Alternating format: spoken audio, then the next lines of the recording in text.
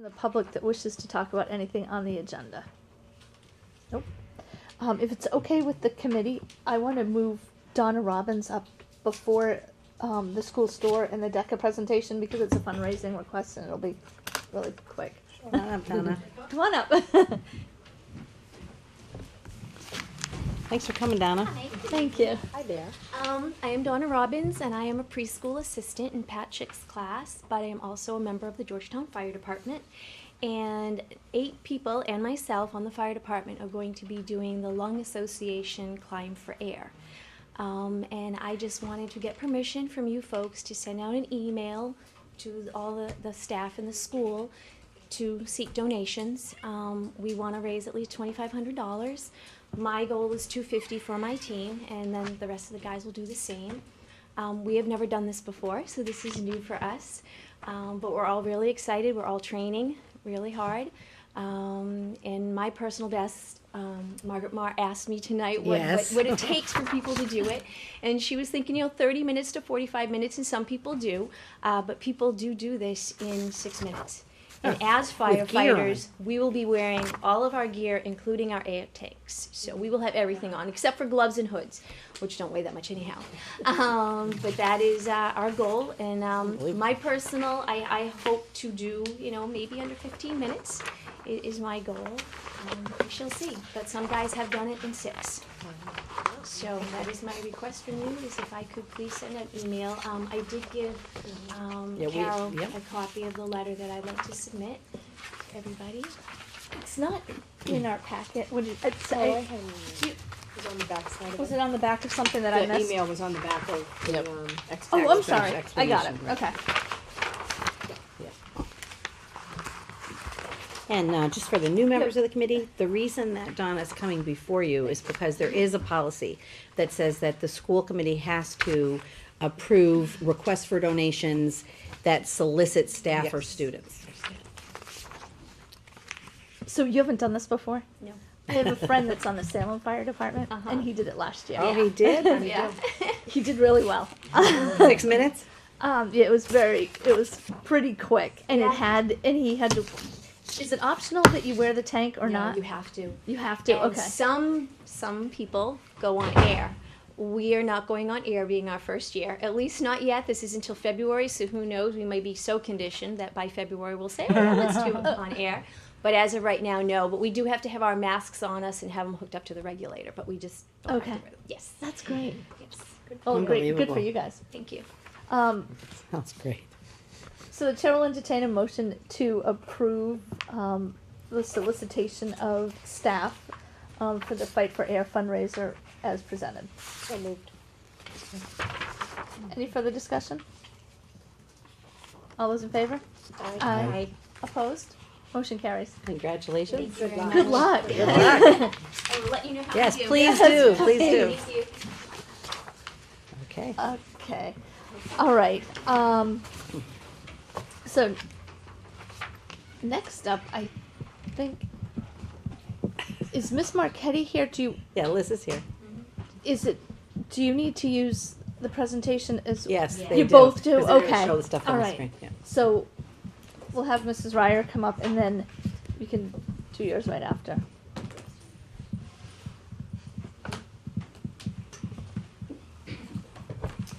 All right. Should we do Julie's report now? Or take it? It'll be Where is Julie? She's behind Peter. behind Peter. Julie? Oh, do you want to do the other Well, you know what? fundraiser? Actually, yeah. Let's Why do don't that. we do? This- Sorry, we're a little all over the place, but we're just trying to get everything hooked up. We have another fundraising request, which is It's warming up. from Alana Burns and her daughter Marissa to fundraise for the Jubilee Center of Hoboken, New Jersey. And the reason, again, it's before us is because it's soliciting funds from children after she makes a presentation. So we just have to approve the request. And it's for a center that provides after-school programs and meals to children in Hoboken. And it was doing this before Sandy hit. Now Sandy has hit, and they've run into quite a significant need. So they're doing a presentation at Pembroke this week, and then they're just asking people primarily to make monetary donations, either through the website or to Marissa directly.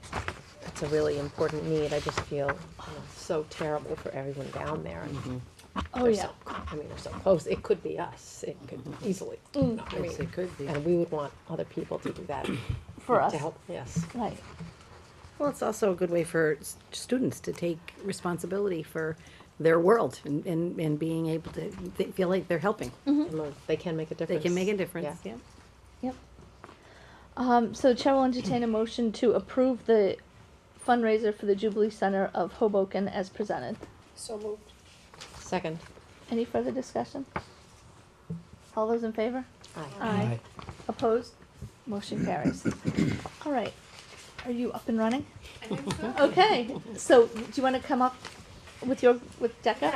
I'm gonna have my officers actually present. Okay. You've heard me speak before, and this is all about them, so. So one of the things as they get ready, we just want to remind the public that one of the things that Ann and I thought would be really good is if we could figure out ways to begin each school committee meeting, we hope it will be every, but as many as it can be, with featuring something having to do with some accomplishments of our students. And we're hoping to do this across the board, not just the high school and middle school, but, also the elementary schools. But we're very, very fortunate to have DECA. And some of us have heard some of their things before because we've done this, but many of you are new. And I think you'll be duly impressed with the hard work of these young people. It's all yours. So we just want to thank you guys for having us here tonight. It's an honor to be here, and it's a great opportunity for us to share with you why we love DECA so much and why we think it's such a fabulous club. I am this year's president. I'm Katie McIver, and I'm a senior at Georgetown. This is our vice president. Her name is Courtney Mangino, and she's also a senior. On the end is Rory Kavanaugh. He's a junior, and he is our secretary. And this is John Max Howland. He is our treasurer, and he is also a junior. Great.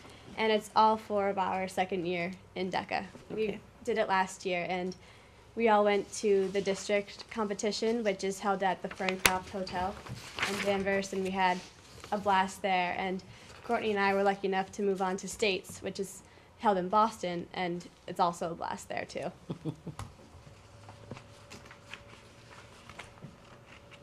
So what is DECA? Well, it's a nationwide organization made up of over 200,000 members, and we love it because it lets us apply what we've learned in the classroom to everyday life and real life situations and scenarios and problems. The mission statement for DECA is that it prepares emerging leaders and entrepreneurs in marketing, finance, hospitality, and management.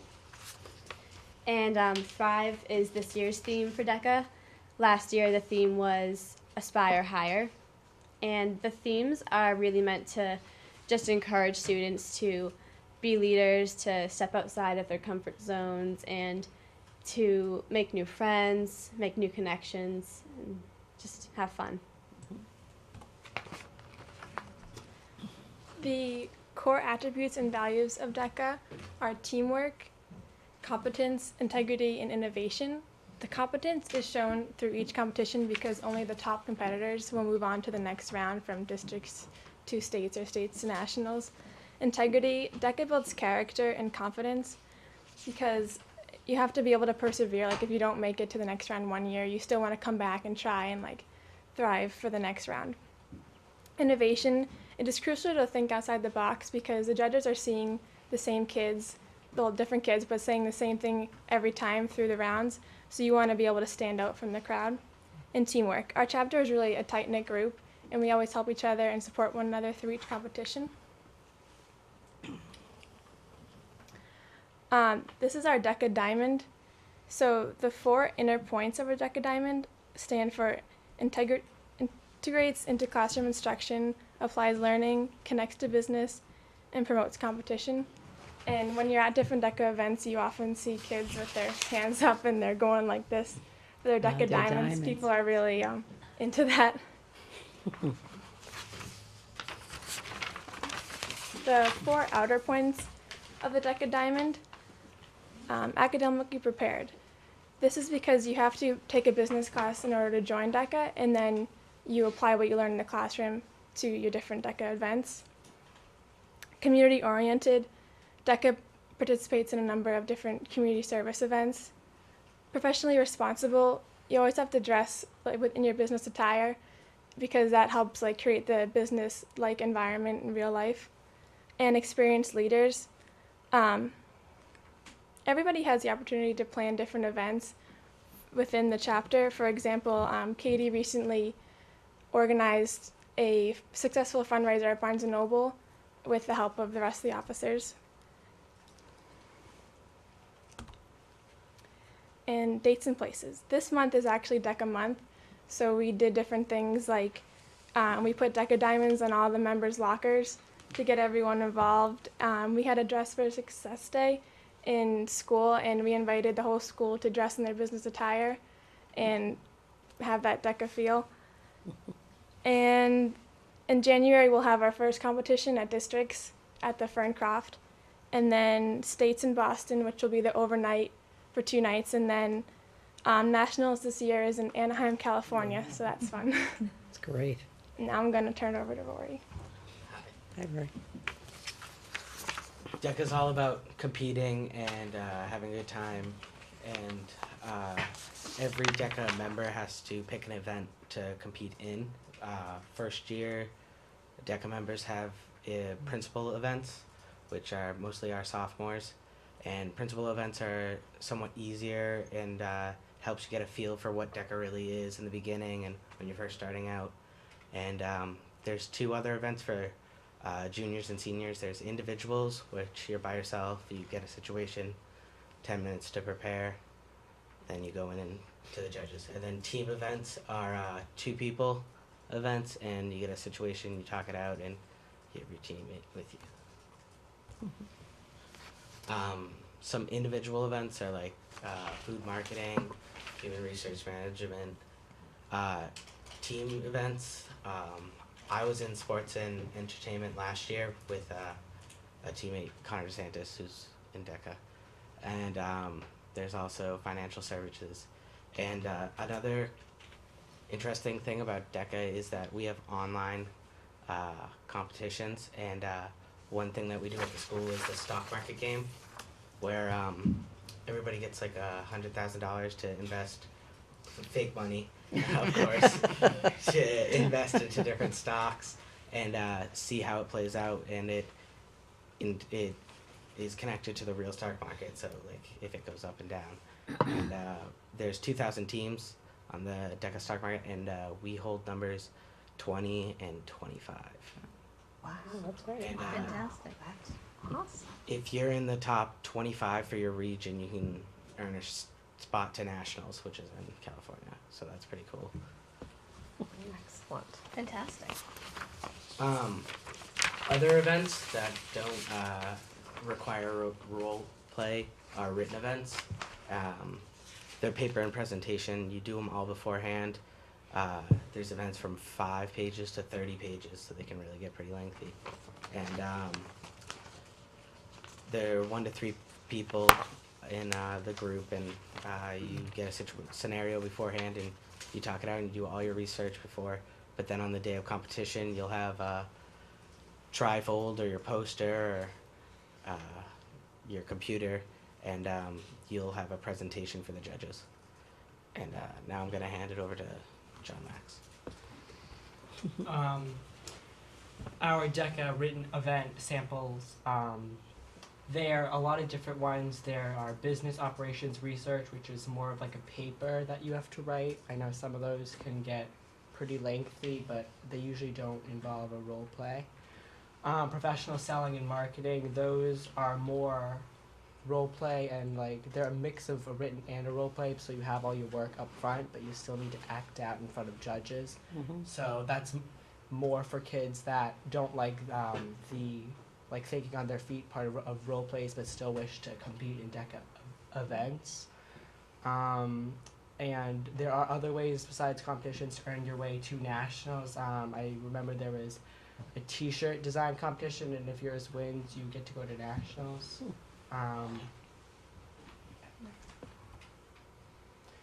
This is just a picture of some of the students who chose to go to the Bentley Leadership Conference at Bentley University in Waltham, Mass. Let's click on the picture for the video. The video? No. Click on the picture. Yeah. Okay. One sec. Hit escape. Okay. Down on that big E. Yep. Here. Yep. Start that up. And then full screen. So they're going to show you just a minute and a few seconds of a clip, And then if it works. I'll stop it Okay. when I know it. Where's this one? Is the sound up? That's awesome.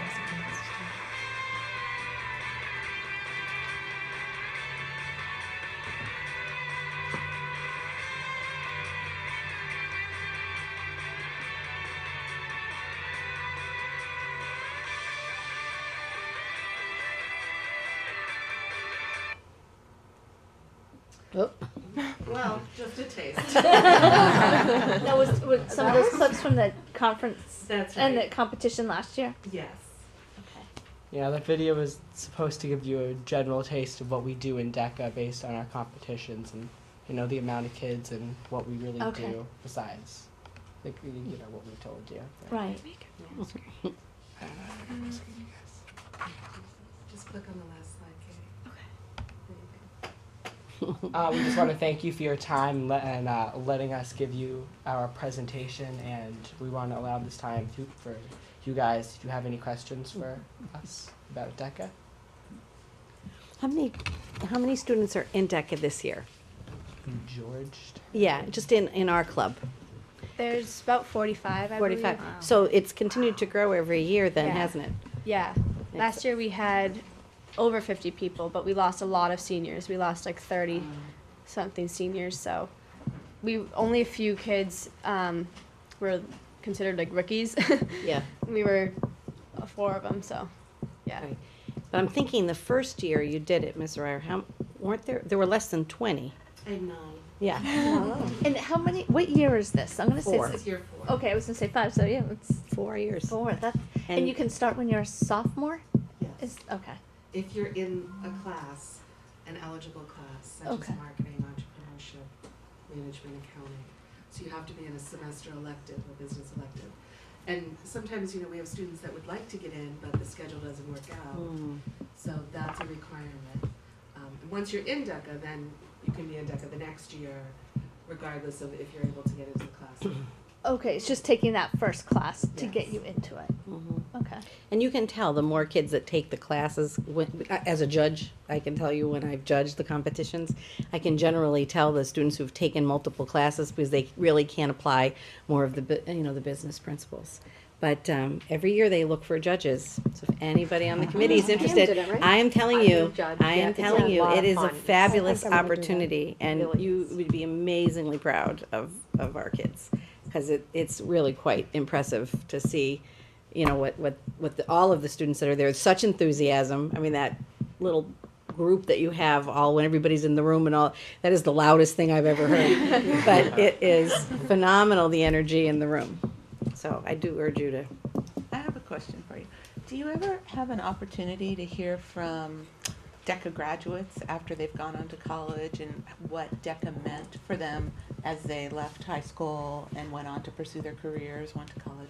Do you ever have a chance to talk to other students, former DECA students? Yeah, we actually we have this thing with the whole like DECA chapter, and we're talking to alumni, like kids that are now in college, and finding out like how DECA has helped them in college and what they're doing with their majors and the whole business-oriented lifestyle they're in now. Right, we don't So, yeah, have it's- anyone out in the real world yet because They're still in Only college. 4 years. Only 4 Right, years. from Georgetown, but I Actually, just, that's false. is it something, I mean, it's a national organization that's been around for a long time, so does DECA, at any of these conferences that you go to, are there ever opportunities? Do they ever bring people back? Sure. And Oh, yeah. Absolutely. And it's funny who you meet that will say, "Oh, I was in DECA in high school." Yes. Our food service It's true. lady in Yeah. the high school cafeteria was in DECA in high school. Mhm. wow. we're very proud of our Right, keep program up the here. good work. Lisa does a wonderful job in the students. Enjoy. And I can't, you. and hopefully we'll hear Yes. after, in the spring, how everyone fared and what kind of placement Coming we up. had. Also January, all right. Thank you. All right, good luck. Thank you very much. Thank you. Thanks for coming out tonight.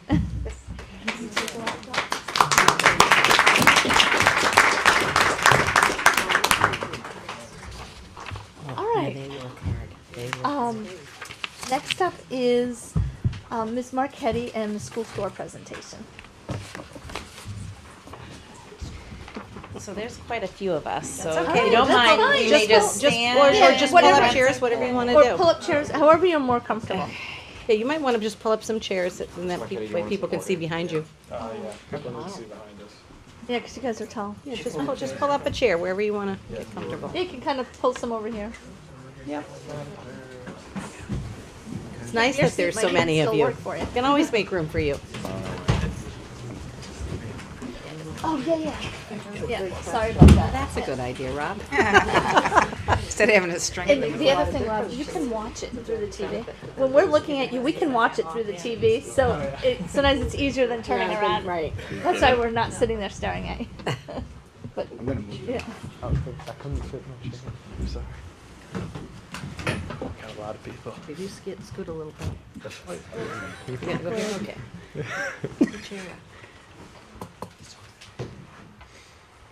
Okay. Okay, so I'm Liz Marchetti, marketing business teacher at the middle high school. Thank you all for having us. This is my marketing class, -3. So thank you for having us. The Great to goal have of you. tonight was really just to come here and tell you all that we have been doing, because my kids have been working so incredibly hard this semester, and getting all of the things that we wanted to do actually done and actually brought to life. So here's just a little taste of what we have been doing. So I'm gonna hand it over to them. Hi, I'm Nick, and I'll be talking about the sales and marketing strategies of the store.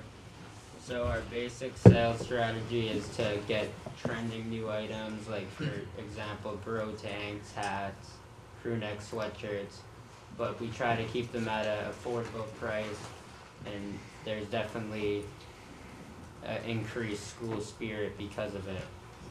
Kids are wearing the new products, you can definitely tell. And our marketing strategy has been to expand our target market, not just students, but to Georgetown residents and teachers. So we've been doing a lot of promotions, which we'll talk about later.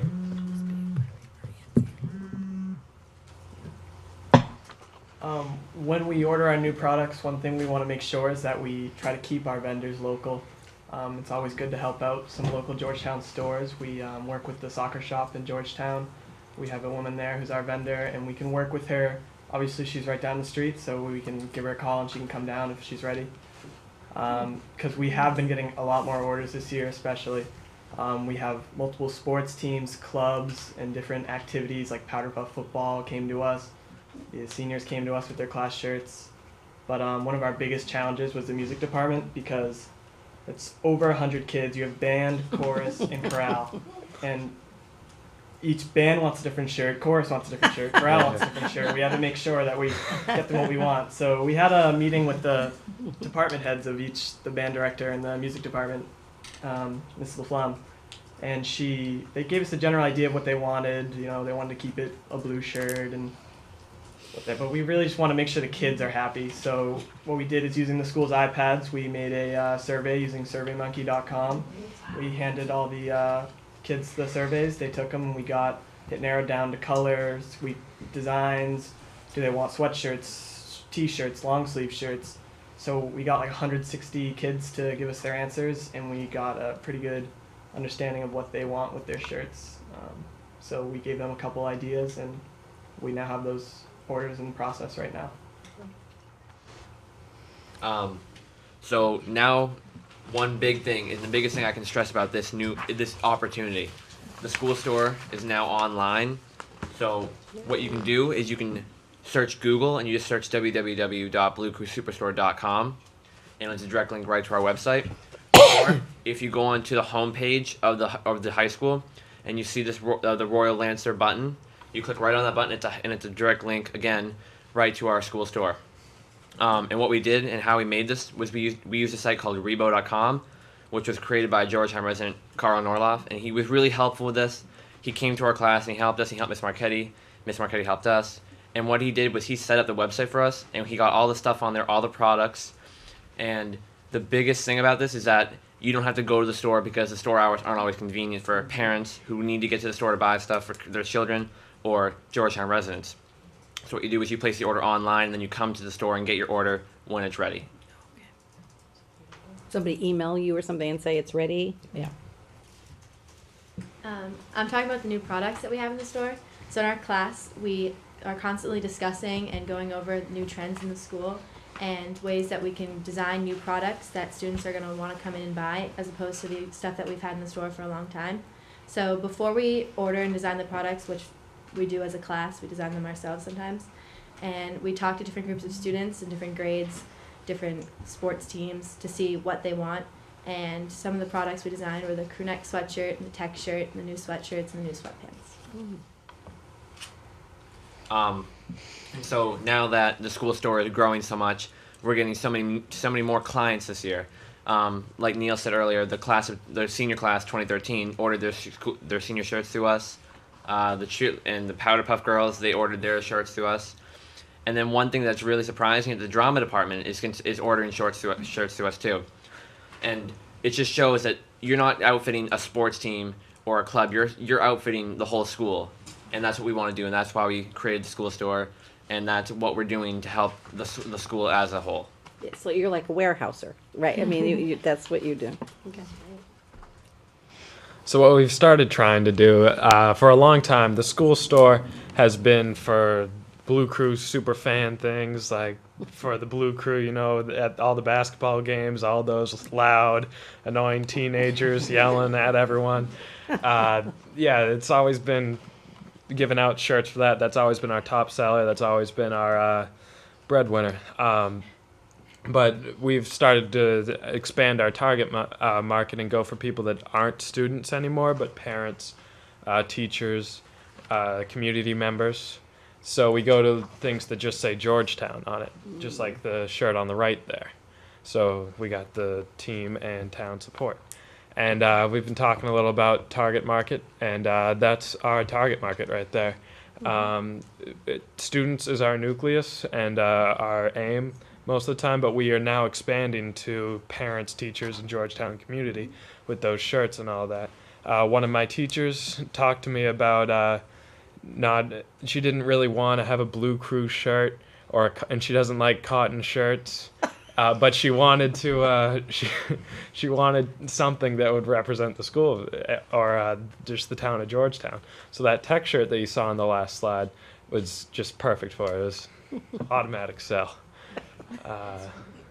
It's great. So- Listening to your customers. Which she bought today, by the way. Oh, She wonderful. So as they've already said, we teamed up with Revo.com. Carl Noloff and I have been talking for the past year or so about getting the site online. And just what Revo is it's a social media platform, similar to Facebook, where it can connect the community as a whole. So now that we have the site through Rebo, we can actually send emails or alerts or messages and say, hey, we have flip-flops for sale today only. If we want to send a quick message out, we can do that through Rebo. The hope is that we get people to join the group in Georgetown, so it's an easy way to communicate some basic messages and deals within the community. And our commercial, which is somewhere. Media Where player. is it? Yeah, try that. Try that. No, the other one to the left. Where are you doing? All right. They know more than we do. I love that for student health. Yeah, that's Yeah. great. Yes, there you go. Here it is. All right. So they worked on this extremely hard, and I need to put a plug in for my students. They shot it all, they edited it all, they put it all together. Oh, But we need volume. the volume seems to be up. Try again. Boom. Crew store and the Blue Crew store online have all of your Blue Crew needs.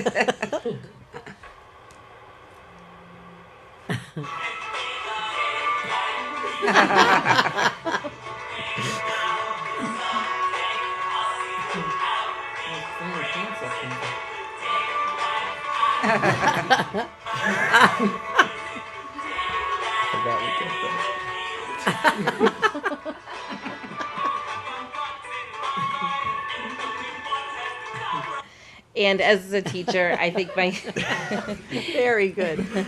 my favorite part about this commercial is that the kids are able to pull from other classes that they've learned, taking digital arts with Martha Dodge and the other departments. They were actually able to like utilize what they've learned in those other classes and pull it in and incorporate it into marketing and learn from each other. So it was great. That was great. In terms of the future for the Blue Crew Superstore, we intend on keeping up with the latest trends that are going on and creating products based on those trends to maintain sales in the Blue Crew Superstore and hopefully increase sales. Right now, we're in the process of creating an app for the Blue Crew Superstore, which will just promote more business for the store and make it more convenient for people to buy products. Currently, well, last year's revenue, we had $11,604, and currently this year we're already at $8,638. So Good. we plan to hopefully double that 11,000, or even go further than that. This is the Georgetown app, and what it does really is it's going to have links to Rebo, which is the school store, and highschoolsports.net, and a link to Edline.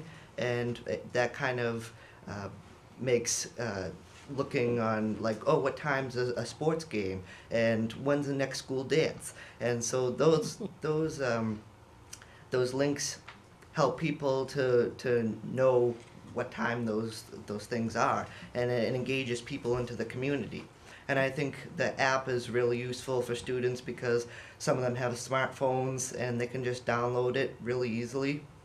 And they can go on the Rebo website and get merchandise from the school store very easily, and they can just pick it up at the school store. And I think that's really a good tool. They also can see the daily lunch menu and download assignments for school or really anything, and that would result in better school grades. And I think this would be a good thing to invest your time in. So as we've been saying, we're trying to open up the target market not only to the students but to the parents. So parent night is coming up, and we decided how can we get them into the store to see what we've been doing. So as a class, we created this little flyer that we will be passing out to every single parent as they walk in the door. And when they go into the store, for each item they purchase, they get put into a raffle for the end of the night for a $25 gift card, which our main deal is just to try to get them in there to see what we've been working on. And at the bottom of the flyer is the QR code, which you can scan with any smartphone, and it brings you right to the school website. And then we handed these to all the teachers. It's the golden ticket. There you go. That's It's $2 off of Blue Crew t-shirts, and they're originally $12, so it brings it down to $10. And it's mainly to get the teachers involved with us and try to get them into the store also. And then last but not least, the students came together and we decided to make a jingle, something fun for us. And we incorporated the teachers and the new items, because we figure you hear it over the intercom, you hear about the teachers, you're obviously going to listen. And that's what we've been doing. Thank you for having us. And if you have any questions, free to answer. Yes. Thank you. Man, I cannot tell you. I've been here 6 years, and when we first came here, the school store was the Suffolk University project. I know Peter was here when that came in. That was before me. And the conversations we had about the school store and all of the things that you're doing are things that were just a hope back then. In fact, I don't think anybody even believed it could happen. So it's very exciting to see what you've done and how you've brought this whole project into the 21st century. I was curious about, like, if the elementary school parents wanted to buy Georgetown merchandise, but needed smaller sizes. Do you do that as well? We carry youth. Yeah, you carry youth sizes, so that might be something that maybe Mrs. Marr and Donna could. As a matter of fact, I just whispered to Julie. Yeah, we have you They can do a sizes. franchise. We love it. But the website, the exciting thing about it is that now we can accept credit cards. Credit cards, and yes. debit cards. That's So so exciting. MasterCard and Visa. So that's only online? Only online, Okay. yes. But we can actually take them in the store. We just have to access our website in the Right. store, which we can do. Now, while I love So the blue, impressive. the royal blue, do we, are there other colors? Listen, You know, they like- did a survey. Well, yeah. But I know a couple of years ago, I bought like a pink Georgetown shirt there. But when I've gone in before, it looks to me like it's like gray and the royal blue. And white. Can you? Yes, we can. do And custom Can you do orders. Survey Monkey to the whole? To the entire town. yes, we can. Everyone take absolutely. an Great question though, because I'm sure that there are other people that. Yeah. And I just want to also point out to Mr. Norloff, who's here. Yes. He's just been a Amazing. huge fan of the school, and I know I worked with him. I had the opportunity when I was in the PTA to work with Yes. him, and Rebo is just. It's definitely coming around, and I'm hoping that more and more people get to go on that website and see what it has to offer. 'Cause Yes. It's really. Really Thank does. you, Carl. You know, I appreciate it. Thank Everything you that very do. much. Very appreciative. Thank you. I love it. The fact that everyone's using it is great. Oh, See the store- it's- store. Thanks for pointing that out. Yeah, yeah. Peter, did you have something? Yeah, I just want to enlighten everybody with a little history about the store, that it did open up as a joint venture with Suffolk University. And if my memory serves me correctly, there were 3 communities that they were working with. Medford was one. I don't remember the other one in Georgetown. And Medford started with an online store only, and we started with the retail store. And it was the goal of everyone to have both a retail and an online store. And finally, this year, and Yes. congratulations to you, and thank you, Carl, for everything that everyone has done over the years to really, we've really met the goal. Right. So it's just a great thing. It's a great job and a lot of hard work, and I really commend you guys because you really pushed us over the Yes, top to get yes. that online store going. So that's a real And I big think that we accomplishment. should get a copy of this CD and make sure George Moker gets it, because I know George, George this is was George's very vision. influential. This He just is didn't his stay vision. long enough, Right. but I think he would love, just love to see what you're doing, and I just know it would be something he'd be amazingly impressed about. And with Christmas coming up, I'm gonna head in. My kids love Georgetown, everything. Come on in. Well, now you can go Well, online that's tonight. nice, 'cause this is in the good comfort timing. of your own This is home. good exactly, timing. yes. And one final thing, the school is so much more than a store because it's a learning laboratory. Yes, we love And that. you have the marketing class here today, and that is Exhibit A. Yeah. Because Yeah. these guys are in marketing, and And they're they're doing it. working in the store, and that's the way it was supposed to work. That's right. so. And it's the best part of my job is seeing these kids get excited, and I remind them every day that this is an amazing opportunity. And I get excited when I overhear conversations in the hallway of them talking about what we just talked about or ideas that they have. They don't know Yeah. that we're listening, but we hear everything that goes on. So that's exciting as the teacher. So amazing. And integrating the community was sorry, Alana, is also just so great to see because of course, the students are there every day, the parents hear about it every day, but for the community, either graduates or people that don't have children in the school, it's nice that they have that opportunity as well. Sorry, So just Alana. 2 questions. Proceeds, when your profits, how are those used? We are hoping to set up scholarship funds. Fabulous. So for graduating seniors, these kids, as well as some others, they dedicate a lot of hours to work in that store to have it open during lunch. They give up their lunches to work in the store. Cam being one, Ethan, where are you? Being another, and also after school, they're there every day from 2:15 to 2:45. So, and some of them it means going late to cross country practice, so that the store can be open that day. So they work countless hours in the school store on top of what they do That's fabulous. outside of the hours. So So to hoping, make it available to students, to give Exactly. it back to them for all their work, that's fabulous. because some of them will do 200 hours in Yeah. the course of their 4 years just in the store. That's amazing. Yeah, that'd be good to track, Mm-hmm. because, you know, that's an impressive statistic. And my other question is, don't we get to hear the jingle? It's not exactly rehearsed, but We will record it for you. Yeah, It's there going, you go. You it's record going to it for get us. sung first week in December over the announcement. So we will good. we will record it Do for you have you. Miss LaFlamme working on that, or are you guys doing That's a that good idea. I'm just gonna wing yourself? Very, very impressive. Thank you for coming. Thank you very much. Thanks for Thank coming you. out tonight.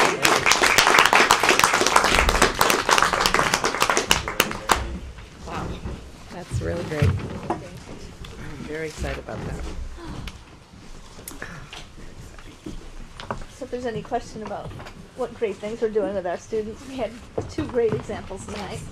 And I loved hearing how the iPads were put into Yes, use for a yes. survey. Thank you again. Good night, everyone. Because there's always a question of how much technology do we have? How do we use it? Is it useful? Is it, germane to what they're doing every day? And what a great example. And then to link the apps, because people have smartphones, I mean, it's wonderful. Wonderful. Well, it's very exciting. So thank you, everyone, for organizing that. Okay, next up is Julie DeRoche on the Professional Development Day. Julie, you want to come up?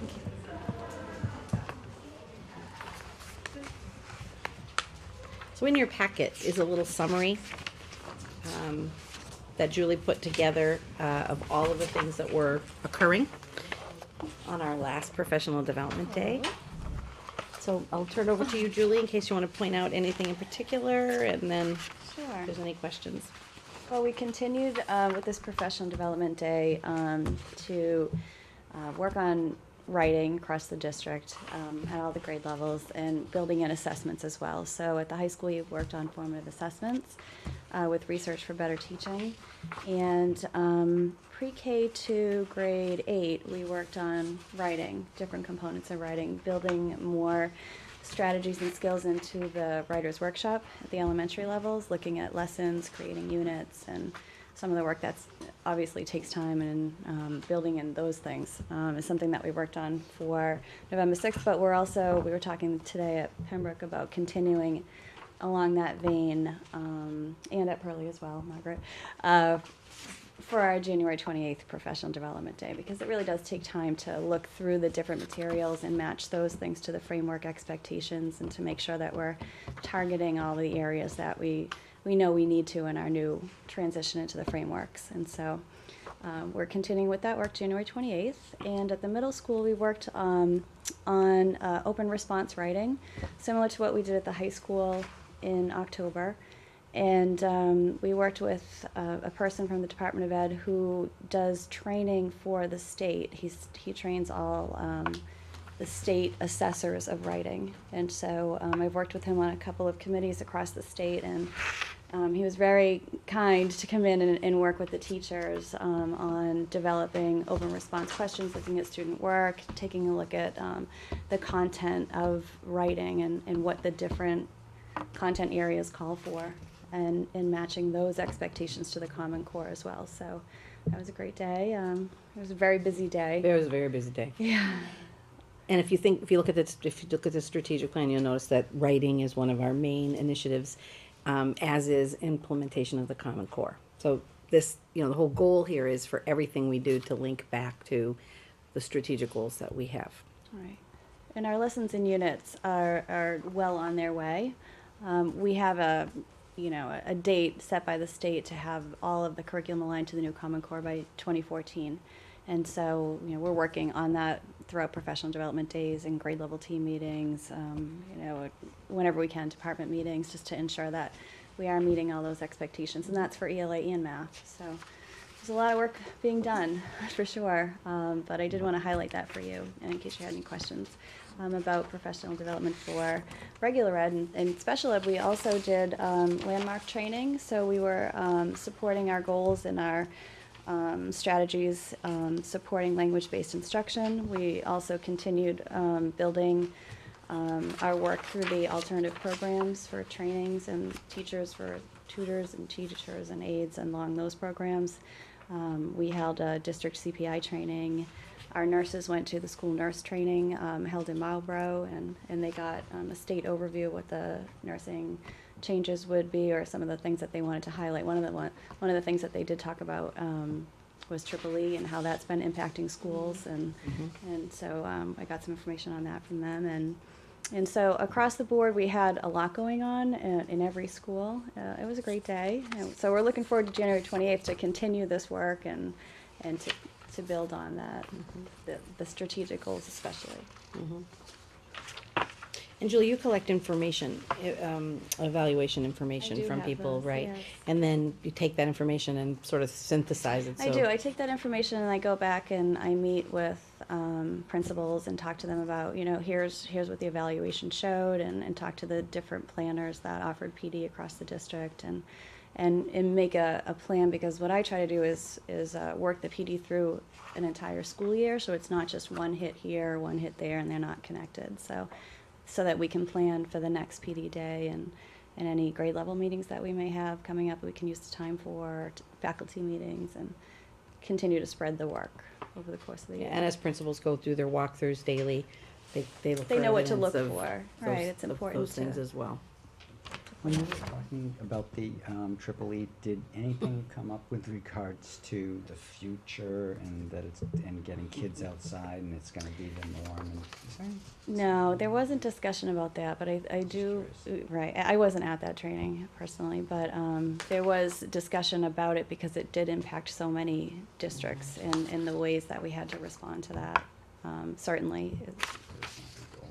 It's sort of Yeah, 'cause bigger than us, you know what I It mean? is. It's sort of bigger. One of the things that I got question on was being proactive about it, and I don't know that it's the district's, and this is a discussion probably not germane to this, but I don't know that it's the district's responsibility to be proactive in terms of spraying, because we know what's going to happen, but I don't know. In terms of understanding that this could happen again, probably will happen again, and what's the best way to handle, what kind of indoor recess would be Well, best? I do think for Georgetown kids?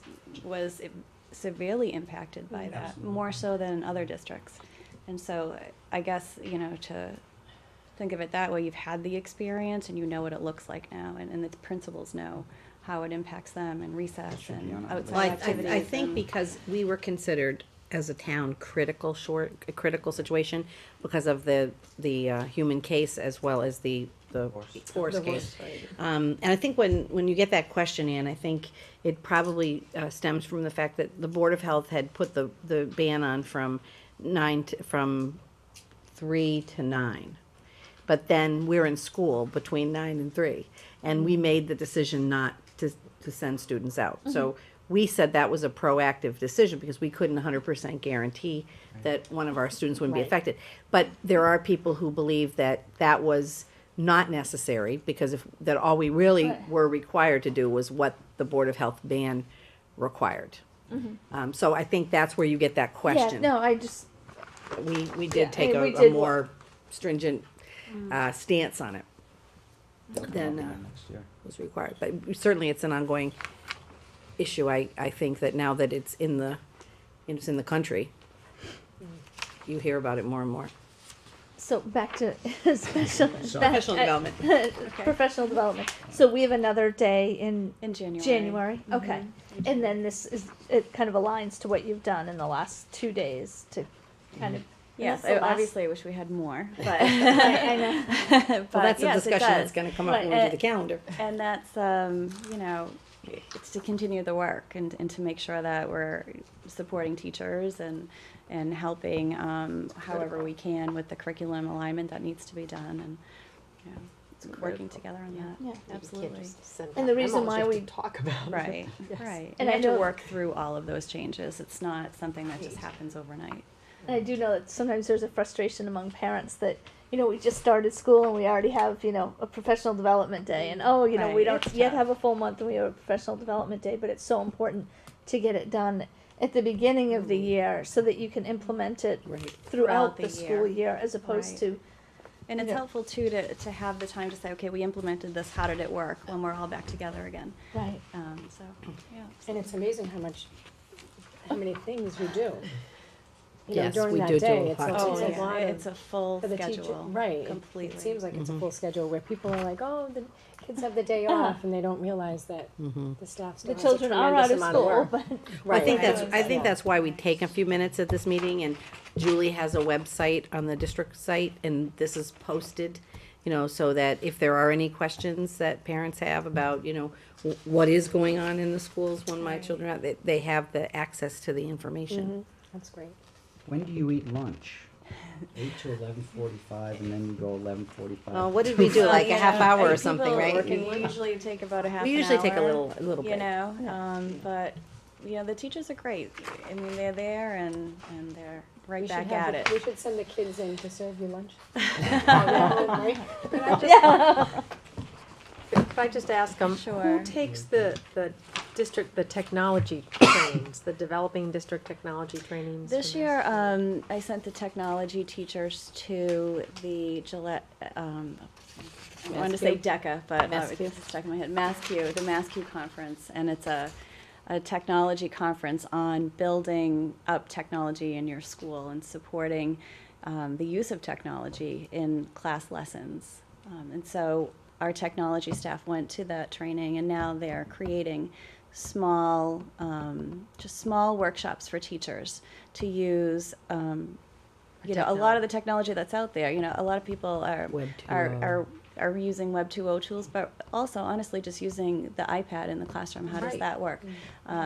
Creating websites. How does, you know, how can we do this a little bit better? Research. We have a lot of research that needs to be done in the Common Core. How can we build in research components using these technologies?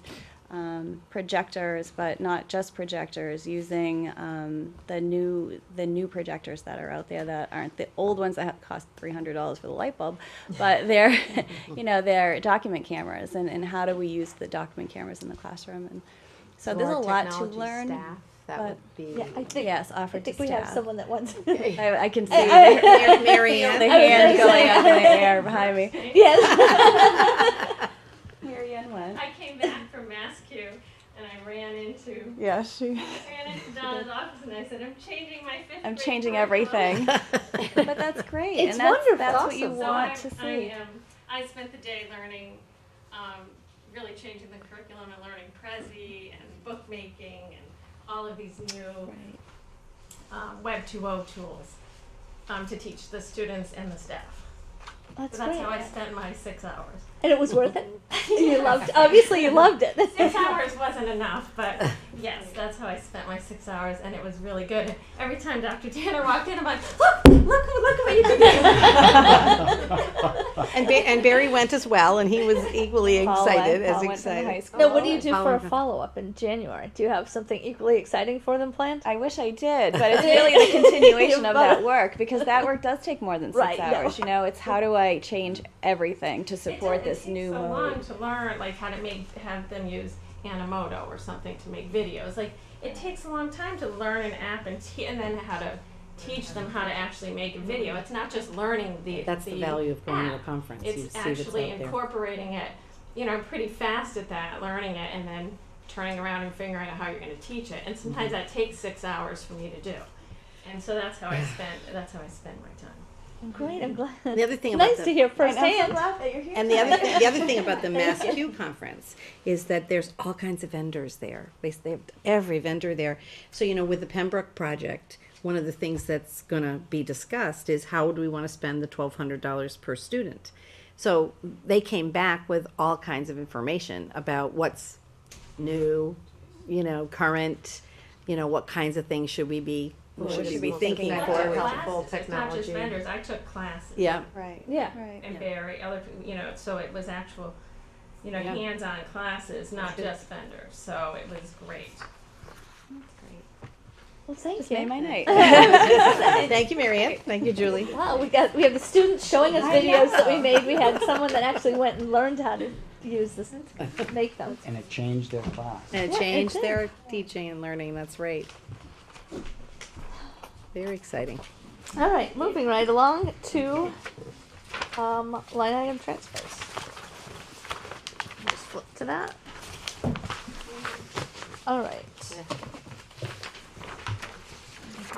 She'll get back to me. Oh, I was gonna say. think she's trying to do the other things first. Oh, did I miss?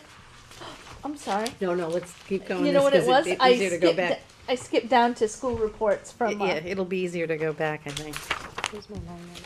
All right, you want to do the financial report, then we'll go back to your. Yeah, it's fine. report. Okay. So transfers, basically due to purchases that we made to Right, it was just putting the money in the right accounts. in the right buckets. Yep. Okay. So we get rid of some of those negatives that are in that report. Not all of them, but some of Slowly them. they're going away. We I don't know. like negatives. So the chair will entertain a motion to approve line item transfers numbered 119 through 138 as presented. So moved. Second. Any further discussion? All those in favor? Aye. Aye. Opposed? Motion carries. All right. The monthly financial report. We're pretty much on target where we were last month. Okay. You can see we've now encumbered everything we know to date for special ed, which is striking on the first page at the bottom. That's the 328. The 328, right. We got a call from the town today asking if we had set up the line item to put the 250,000 in, so Julie has set that up, so that will be in your next month's report. Okay.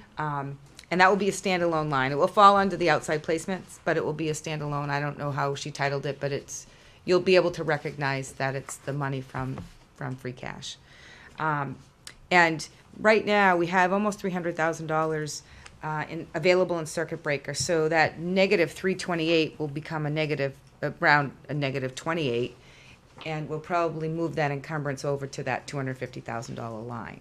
Okay. So then you'll be square, pending the outcomes of those placements. Okay. The Donna Straight is away this week, but I talked to her secretary today, and she believes they have an outcome on at least one, and perhaps there's a meeting on Monday or Tuesday for an outcome on another one. So hopefully by the next month, I'll be able to let you know where we stand with that money. And we're able to track, and we will be tracking that separately. It will only be Certain students. sent to that line, Okay. correct. So they've already encumbered the 45-day placement. That's why you see. That's why I see the It's negative. right, the negative. Yeah. So, and we can absorb most of that 328 in circuit breaker. Okay. There are still lines, the special ed aides at the middle high school. Mm-hmm. We are still waiting to transfer that over to our grant. So that's one line. Okay. The lines at the beginning of special ed, same thing. Some of those expenses are going over to the grant. Grant, okay. So those will be alleviated. All right. So at this point, when I look at the It's 168,000. 168,000 Right. or so. Last month it was 400,000. 400,000, yeah. But spent encumbered all the. Right, so that gets us to 328, 160. Right. Yes, so that gets Right. us down. So from between now and the end of between now and June 30th, we have $164,000 that hasn't been encumbered. So correct. If anything happens, that's what we've got left. But the good news is most of the principals have purchased what they needed. Right. They're still making purchases, but they purchased a lot in the beginning of the year. We're already over 700 purchase orders this year, which is high for this time of year. So for the most part, they've purchased what they need to purchase. And we don't have to deal with utilities. No utilities, no health insurance. So it's really, that is money that's budgeted. I mean, there are some things like out of that 164, $60,000 is budgeted in middle high school student activities. I don't know if they'll spend all of that. That's not something we encumber. We didn't spend it all last year. The answer is generally we spend it. Right, we didn't spend Salary it. account? No, the student activities stipends account. Yeah. We didn't spend it all last year. No, we didn't. We'll be close. Right. We did transfer a 5,000 out of that at the beginning of the year because we didn't put any money in computer hardware, so we had no money for parts and things like that. So those are just so the committee knows, those are examples of things that can, not substitutes. Yeah. Substitute lines. That can eat up that money between now for the next 7 months. Mm-hmm. We're watching it closely, and if we feel like we have to put a freeze on, we will. Right now, we don't feel that. That's good. Good to hear. We don't like freezes. No, but I think the bigger, you know, just so that everyone knows, that's for the next 7 months. Anything that comes up is It's not a big number. no, It's not a No, big it's number not. at all. no, No. not at all. That was No. okay. And that 250 item, just for people back watching also, what's left, if not used, Will it's be in re- this- will be returned to the town, yes. Do we, just so that I understand, do we actually receive the money, or are we? It's an amendment to our budget. Okay, so we Our receive budget it, will be increased. and then we're keeping, for just this year. and we're keeping track of what we use, so that when we have to present our budget, we can say this was added to it, this was what was used, this is the impact. Right, even though I have to report them as most likely sped tuitions to private schools, which is the second line in our sped accounts, we're gonna track that one separately, so we can make sure just those Perfect. pendings are attached to that line. Right. And that, you know, if we put it in the 250, I mean, into the money that we already have for private schools, It gets lost. it will get very lost. Right. So if we only encumber to that line, those pendings, it will be very clear. Okay, perfect. And then, of course, we have to track that because next year, and this was something you and I talked about, Ann, and actually I spoke to Joan about that today. You know, it was taken out of free cash, which is one-time expenses. So one of the things we want to do is we want to track not only, so the money that gets spent this year from that 250, if it's all or part of it. We also, if it's tuitions that need to be continued for next year, we need to also look at the fact that some of that will be be reimbursed through circuit breaker. So we want to try to identify what the actual cost to us is, so that if we have a conversation with the finance and advisory board and as part of this process, we have a better, you know, rather than just say, oh, we need the 250 back, we are going to get some reimbursement for some of that money. So we should be accurate as to what the actual impact of those particular. We're gonna be discussing establishing the budget later. Yes. Right? Okay. Yeah. Yes, we I will. just want to make one comment as I'm sitting here. When we transfer the grant expenses over, you'll see that 164 grow to about 250. Right. If it yeah. makes you feel any better, that 250 Yeah. will be available for the rest Because of the year. because it's shifting. Okay, so we have 250 to get us through 7 months. But we Okay, don't and have to worry 164. about the utilities, and that's one of the things we always have to And- worry and about it's through better the than winter. 164. Right, there's really no, you know, it's not really fluid in this budget. I mean, unless something breaks, yeah. a building component, really, the principals know what they have planned and they have budgeted. Right, So it's just more that, you know, when something the does unknown. break, It's the special ed piece, too. yes. And special ed, right. Then I'm worried about the upcoming winter. But we don't have We utilities. don't have utilities. So that's usually what we worry. If we had utilities and this is what we were looking at, I'd be a lot Snow, more nervous. snow and ice is covered by Bring on the snow. the town. No, bring on the snow. It's Yeah, covered. but have school on the snow days. Oh.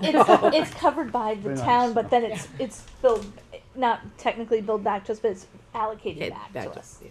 Okay, good. Okay, wonderful. Okay. Then I guess moving right along to the FY14 budget preparation update. Are you I have a draft calendar Okay. that we discussed last night at Budget and Finance, which really moves it up much earlier than you typically have been doing it. Okay. I kind of, in an email, ran the dates by you. I hope that they're okay. Of course, we can change them tonight Is if there you want. anything in our packet? No. No, I just She's did got it right here. After last night's meeting, I did it. And this is something Joan has been kind of coordinating with Mike. Okay. Mike Farrell. And so, basically, I needed to add a date for a school committee meeting. If you notice, you had meetings scheduled for January 10th and January 24th. Yep. When I presented what my original proposal was to Mike, it was too delayed for him. He really wants the school department to present their budget with all the other departments on Saturday, February 8th. So to get to that date, I had to back it up. So I added January 17th as a school committee meeting date. You know, it could be any day, it doesn't matter. I just figured I'd keep it on a Thursday because typically there's other boards or whatever meeting. And, you know, if your schedules don't allow, we may have to work in another date, but because it's done at a regular meeting on January 10th, we're only gonna present 3 budgets. So we really need to spend some time presenting the rest of the budgets and then for you to have discussion You gotta fit a public hearing in there, and then you need to adopt, so Yeah, I understand that they wanna do it. it's your decision. On I was February- trying to fit into his schedule. Right. Yeah, just just so the committee understands what happens. Carol provides us with a recommended budget, the superintendent's recommended budget, which finance and budget and finance from the school committee has reviewed and gone through with her. She presents it to us, and then typically for 2 meetings, we've reviewed half of the budget at each meeting. Then we deliberate at a meeting, and then we'll have a public hearing, and then we'll adopt the budget, and then the school committee's budget goes to FinCom. The problem with, I understand why they want to get it on February 8th. However, I don't know how it's humanly possible for us to review the budget, for budget and finance to review it, actually backing up, for you to pull it together, budget and finance review it, committee review it, and then have a public hearing, and then adopt it in 2 months.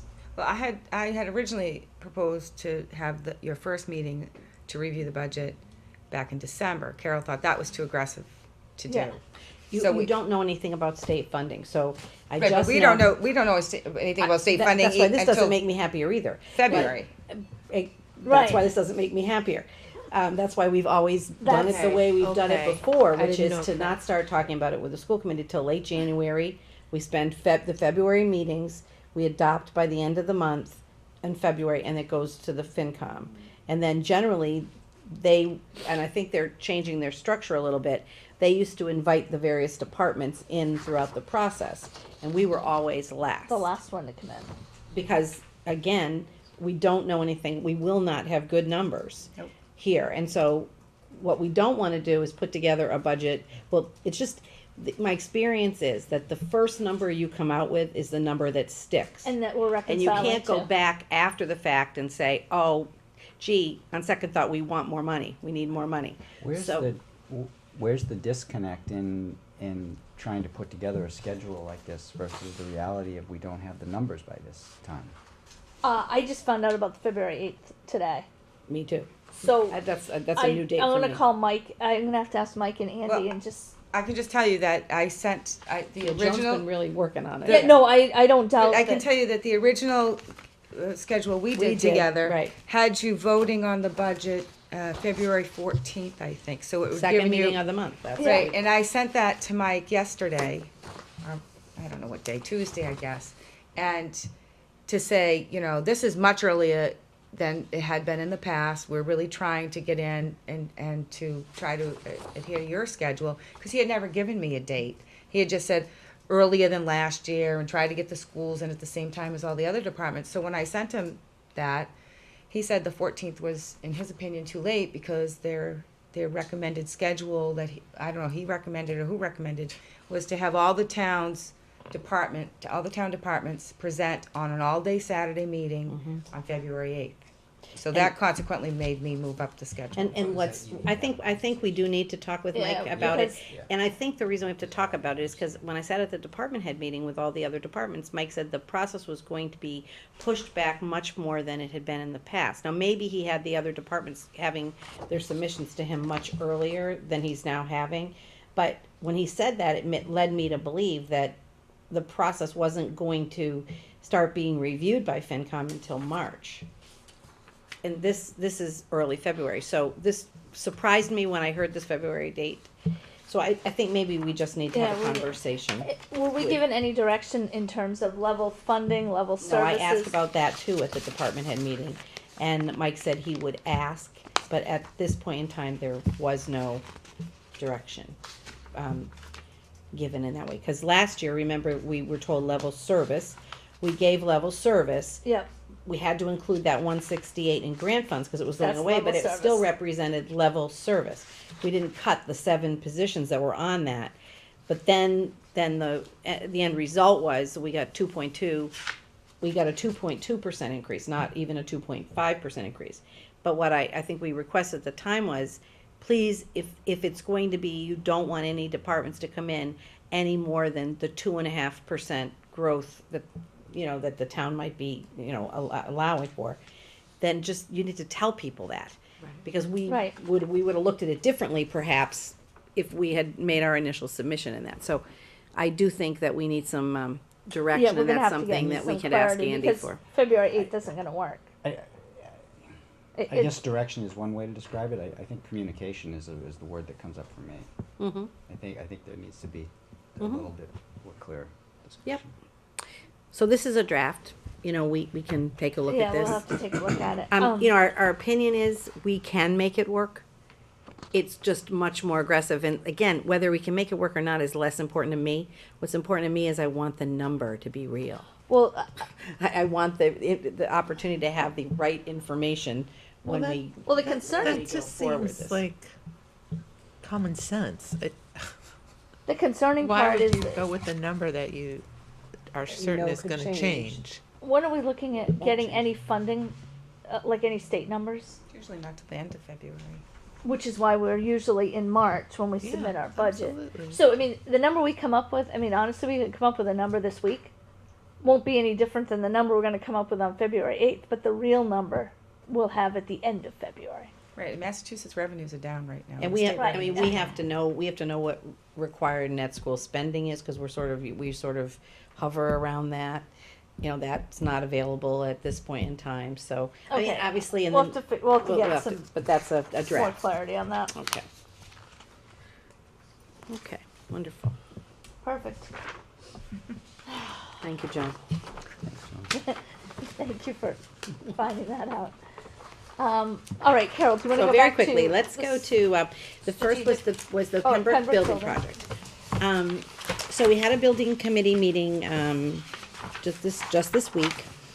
And, obviously, we're very, very grateful, I think, for the vote. I know, that at this point, the process going forward is the architect and the, owner's project manager, right. The building committee needs to continue to negotiate a contract with them, because this is now for the next phase in the project.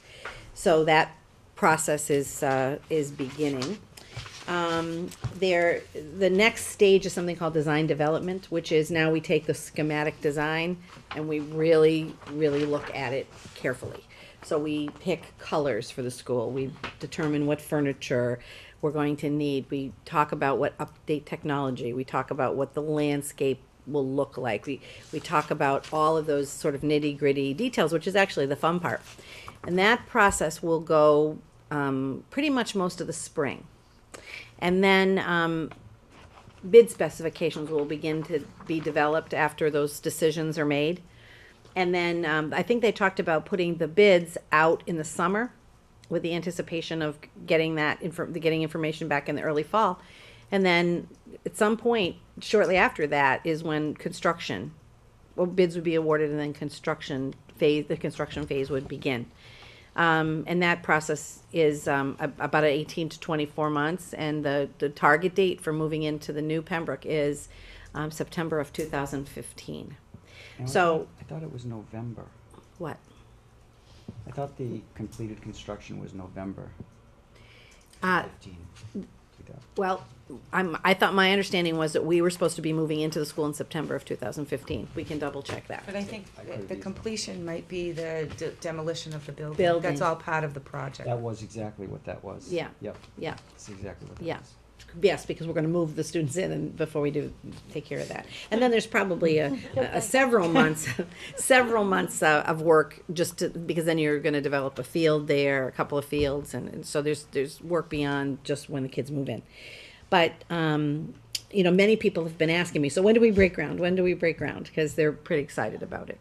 And I just want to make sure everybody understands there's the design development phase that then moves into a bidding. Construction Then documentation. construction documents get created, and then, the construction phase begins. So the timeline you just laid out, though, has construction beginning in the fall then of 2013? Again, I think that's all gonna be decided, but I know the conversation they had at the building committee was they were really hoping to get those bid documents out in the summer.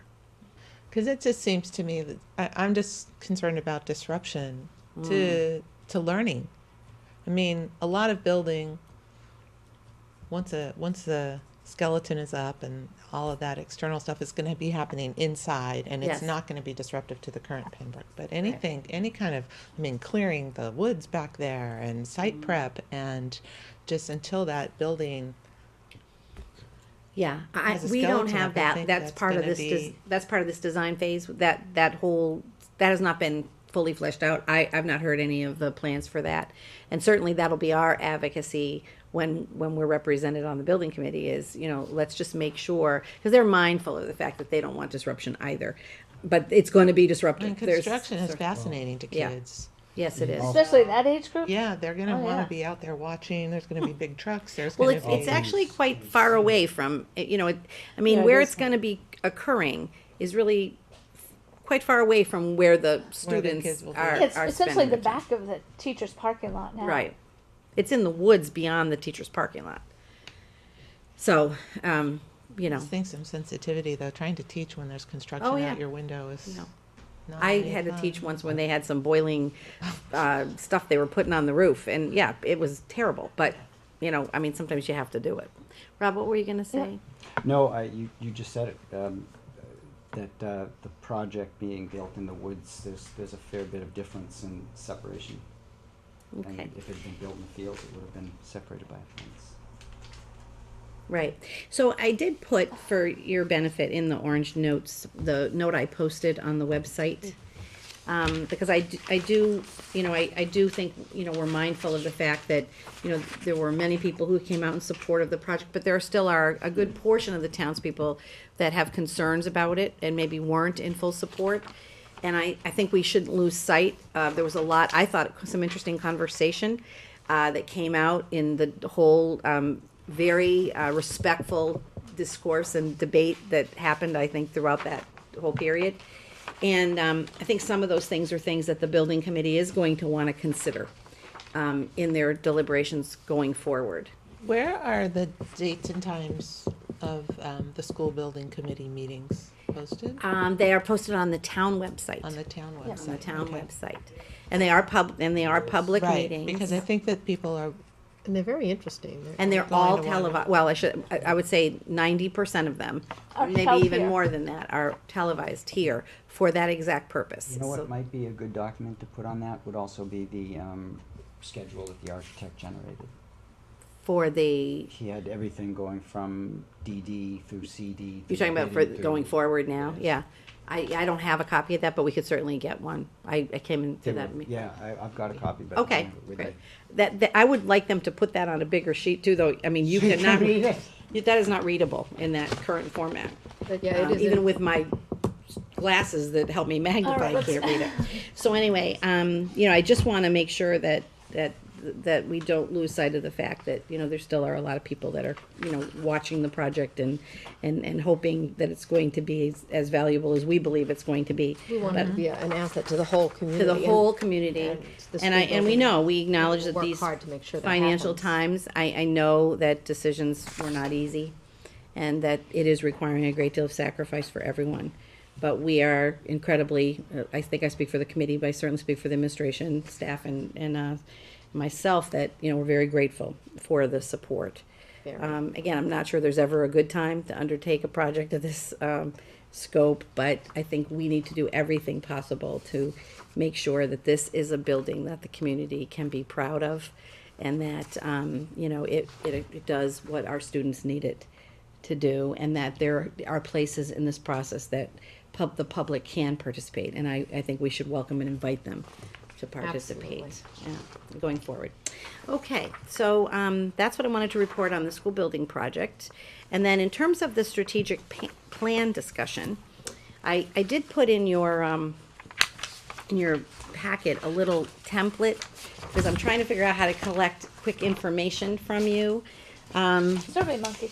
Get the iPads. Yeah, but then I have to, then whatever it No, doesn't want to do. So I just generated a couple of prompts here, and I don't know if anybody found that useful, or if you use them, or I'm just trying to think of, we want to get this published, finalized and published. So, you know, if there were any particular changes that jumped out at you, or you said, I don't, this doesn't make sense to me, or I don't agree that that should be part of the plan, or any areas that you definitely saw that you felt should have been added, that it really is not, it should be there and it's not. Any areas that you might think should be eliminated, this doesn't seem like a real priority, and then any questions you have. But I think I do need to have input from the committee. If you choose, I mean, if it's fine with you, that's fine too. But if there's particular information that you would like us to have as we start to, you know, put this in a more of a final form, we've kind of been talking about this for 3 meetings, we Right. probably need to make I a have some decision. writing comments, but I left everything sitting on my desk. Okay, well, you can send it to me. And When's your cutoff date? Why don't you know? Why don't we, as a committee, because it might not have been clear, why don't we say by next meeting, either bring your questions to the meeting or Or give sign off Carol on it. some kind of feedback in whatever format you want to do it. Yeah, I would Drop it off at prefer her if you, office. I Yeah, would or prefer get if you drop it off, and then, you know, I don't mind synthesizing the stuff and incorporating it into the plan. But I don't know if you want to have I don't know if this is the form you want to have a discussion, or if you want to share your information and I will synthesize it and get it Well, back out to you. That would make more sense. That makes Get more the sense, I think. Comments to Carol before a few days before the next meeting, so that you can make any adjustments or explain what adjustments you're going to That's make right, based that's on what I our would do. feedback. Okay, feedback. that makes sense to me. Okay. All right, let's do that. All right, moving Thank right you. along to subcommittee reports. Budget and finance, did we just talk about everything we talked about, or is there more? Well, you did, Joan definitely, brought up some things that we had talked about. We also, talked about a couple of key issues that we need to discuss further, one being food services. We'd like to take a look at that, and Middle school let's sports. say, and middle school sports too, we definitely wanna. Is that in line, is middle school sports a discussion revolving around balancing athletics? Is that? It's just to Just the see whole what we, athletic yeah, the whole budget. thing, what we wanna do for next Okay. year. But we met last night, it was a very productive Yes, meeting. I can see the minutes sounded very productive. All right, And actually, then, next meeting, there is gonna be a discussion about a recommendation about middle school tryouts. yes. Yeah, that's gonna come up next meeting. Chris has a couple of recommendations on that. So we'll know about that, It like won't- in your yeah, orange note. yes. Okay, and then, are you clear on, do you guys have budget priorities? Or do we need to, has anyone gotten you any? I know I did not get you mine. But, I don't have any. okay, so, just for everyone's benefit, if you have any priorities that you want them to keep focused on or be mindful of when they're going through the budget, things that we've had for priorities before have been maintaining class sizes, balance, one that I want to see is like a balanced athletic budget, like it is done soup to nuts. Other priorities that we've had, like Maintaining. technology, core maintenance, maintenance programs, maintaining core programs, any new initiatives that were uncovered in the strategic plan. And so if we create a list of those, do we want individually, you want us to send Email them to them- you or to? I would email them to I would mail Carol, or and she. Laura, email them to Laura Yeah, and me. actually to Laura. And Joan, actually, copy Joan too if you can. Okay. And then she'll forward them to budget and finance. So then when they're going through their deliberations and their discussions with Carol, they can align it with what the committee's thoughts were for budget priorities. We would bring that to you for information at the next meeting. Next meeting we'll talk about. Yeah, but we need them from you first if you Sure. have any. Yep. And we didn't set a date for the next meeting, but we do wanna meet, at the Sorry, week I after took over that. Thanksgiving. Week after Thanksgiving, okay. Okay. On the meeting that we had last night, there was a little bit of discussion about starting the 14 budget and whether or not to not include the 250. That's why I think we have to have that conversation with the FinCom. We have to know, when we're looking for direction on communication on what that bottom line might look like. What is our number? And the this issue of when we're presenting, we should also ask, okay, so So- how are we planning for that? So, maybe I shouldn't. Because we'll start Don't go 2%, looking we'll for start, that'll problems be a until you 2%, that'll be a 2% increase just, if we have to put 250 in our budget for next year, let's just say we had to, for Right. special education, that's That's gonna 2% represent a right 2% there. right there. Again, So I- If our budget's it's a 12.5, there's 2%. And if it's So a I- 2.5% increase overall, that's a 4.5% increase. We can. So we need We'll to- have this yes, we discussion will. later and won't get into Yep. it now. Right. But what the finance committee is gonna tell us is gonna be one thing, and then we, as a board, are gonna be another thing. And we may match, we may not match what they're gonna say about the 250. That's true, but at the end of the day, they're gonna tell us what our number is. We can go, school committee by legal statute can go and recommend a different budget on town meeting floor, Yeah. but that hasn't been the process in the past, so. No, I, Just so the rest of the Yeah. committee that doesn't know that, generally, we get to the FinCom's number.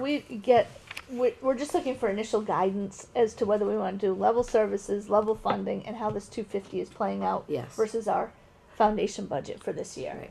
I think we can. And so we need just to get an understanding of where they're coming from on the 250, where we think we're coming from, and then make sure that we're both in agreement on that. Yes. And that's prior to getting the 214 budget.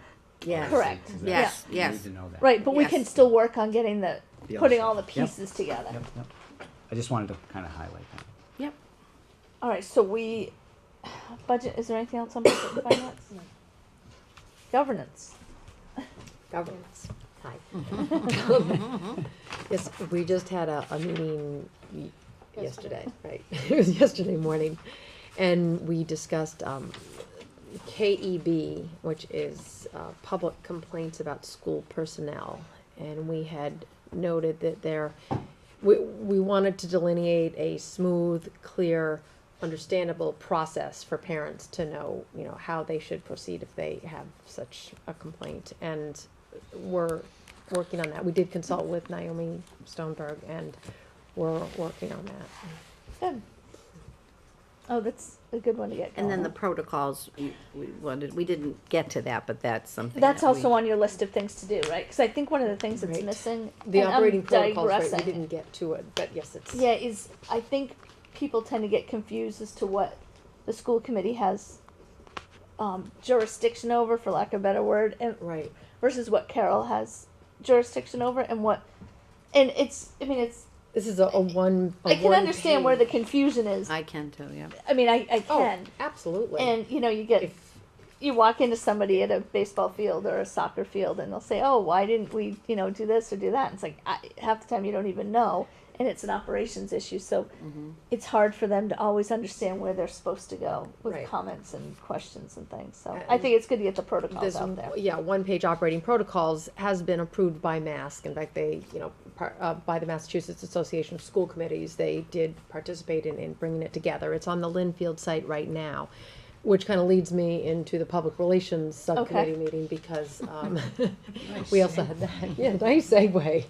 Because we continue to work. We're working very hard on the structure and the design of the headline content boxes. Okay, so that's understanding what the different topical boxes are and what comes down.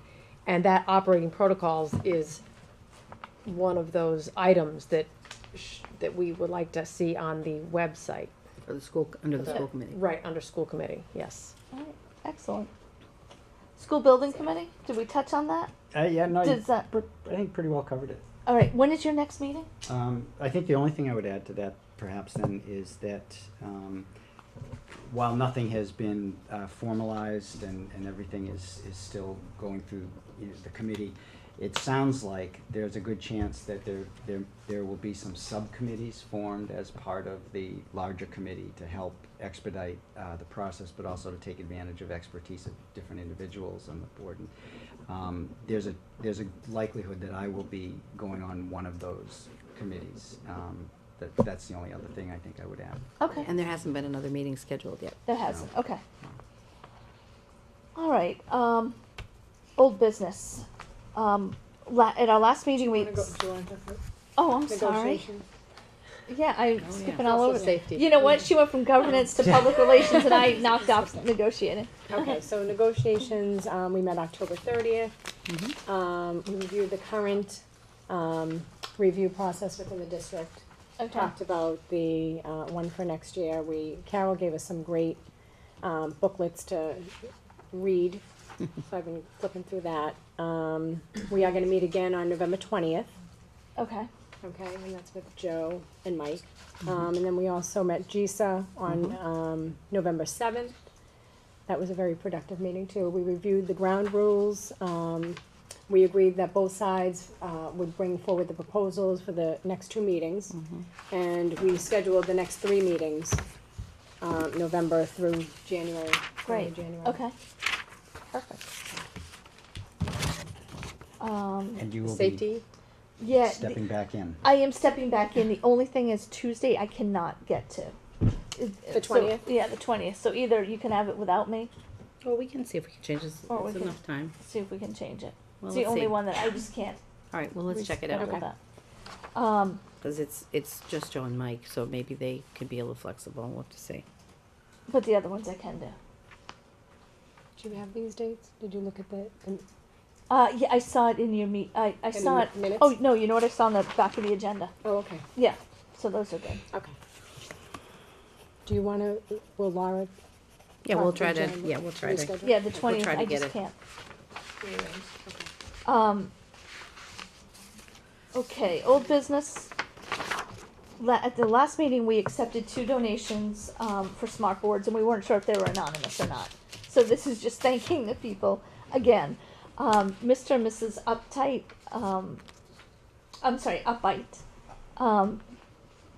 made a donation in the amount of $1,000 to purchase a smart board for Pembroke, and the Weishars made a donation of $3,000 to purchase a smart board at Pembroke as well.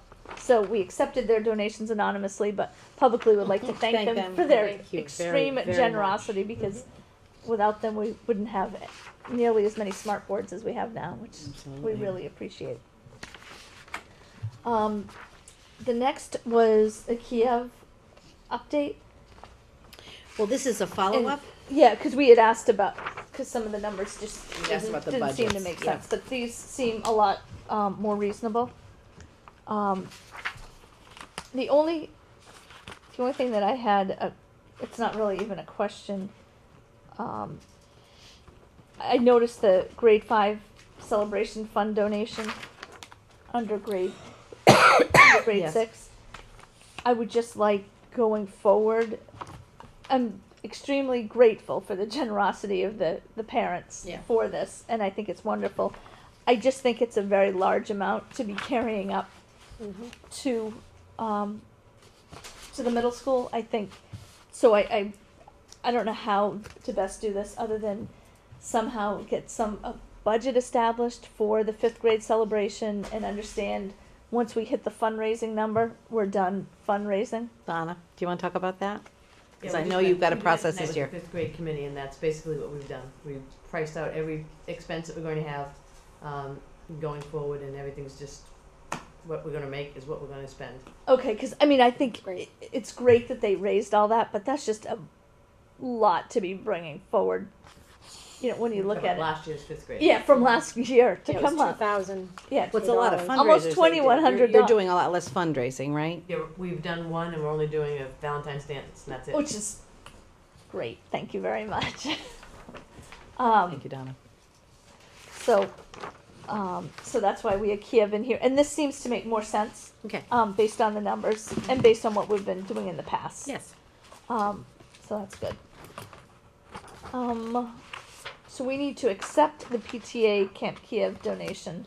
I just wanted to, Oh yeah. it's actually not a PTA No, it's donation, coming. so it is coming out that it's Right. a 5th grade. It's last year's 5th grade the class. PTA The had PTA does handle their money. Money, that's But right. it's As far not. as it's not the a PTA donation. wrote the check because they held Correct. the funds. Right. That's right. But they did not donate It's not the money. Correct. And these funds came from all the fundraisers that last year's 5th grade celebration committee had.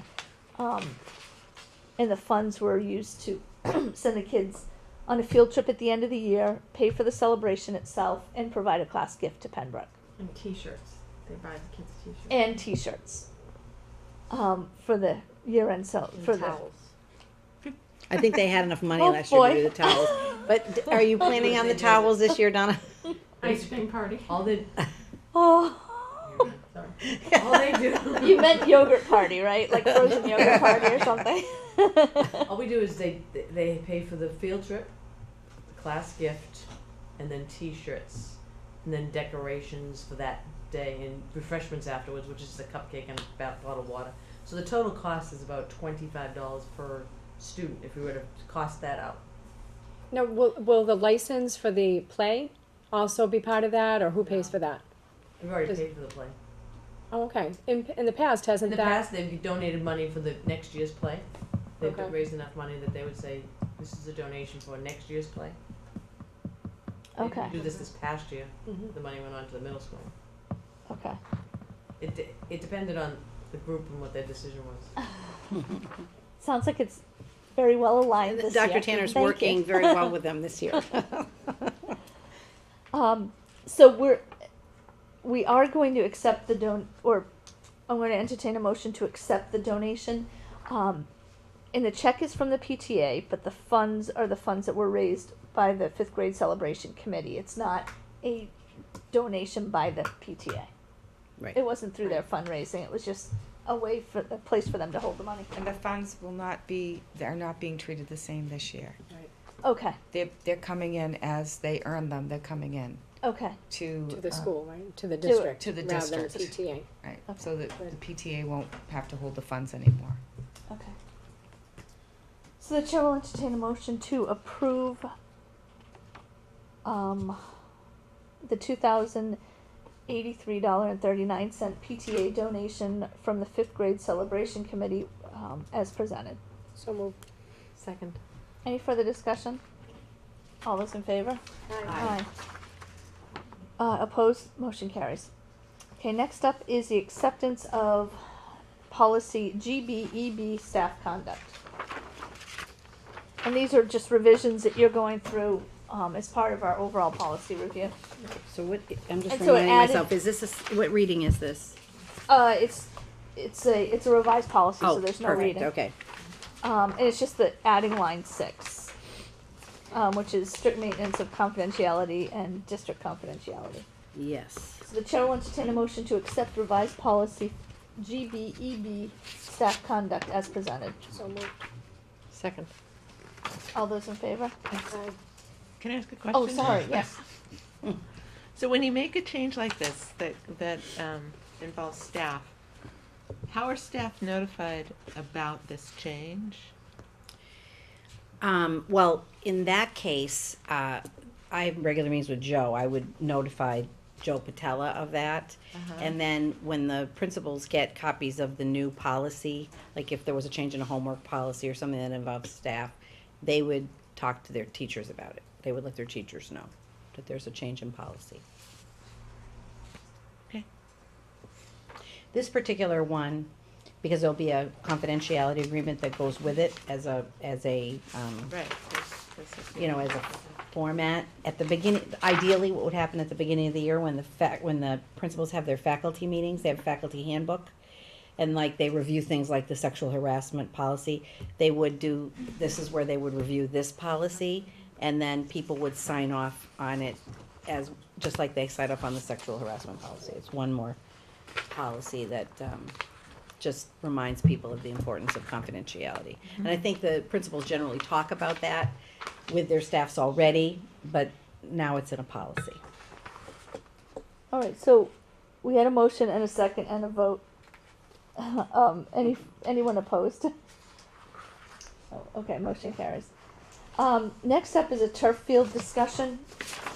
This came out of conversations that Carol's been having with the GAA, and they've been partners for a long time with us on all the fields within town and the school fields. They've been doing a lot of maintenance on them. They take on special projects to address drainage, to reseed Put things. new to, backstops up, play in the infields, I mean, they do a lot. they do an unbelievable amount with all the fields. They've been talking for a number of years now on installing a turf field at the high school, which would be the football field. It would cover the football field and the JV baseball field. They've been reserving funds out of registrations. They've done a lot of engineering work and site review work and all that to understand if they can even put a field there.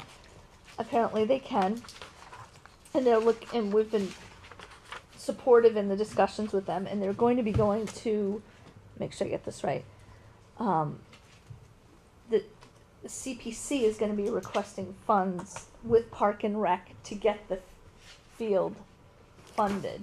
It'll Or be the up- site, it'll be the site work. The site work for the field. The turf will be purchased by the GAA. Right. But you have to lay it down, so you have to make sure So it they all, have to Prepare the all of field, that is the ground. copacetic, Yeah. right? Right. Lights, stands, those kind of things, those infrastructure kind of things. Is what the Could- CPC funds CPC could fund. could fund.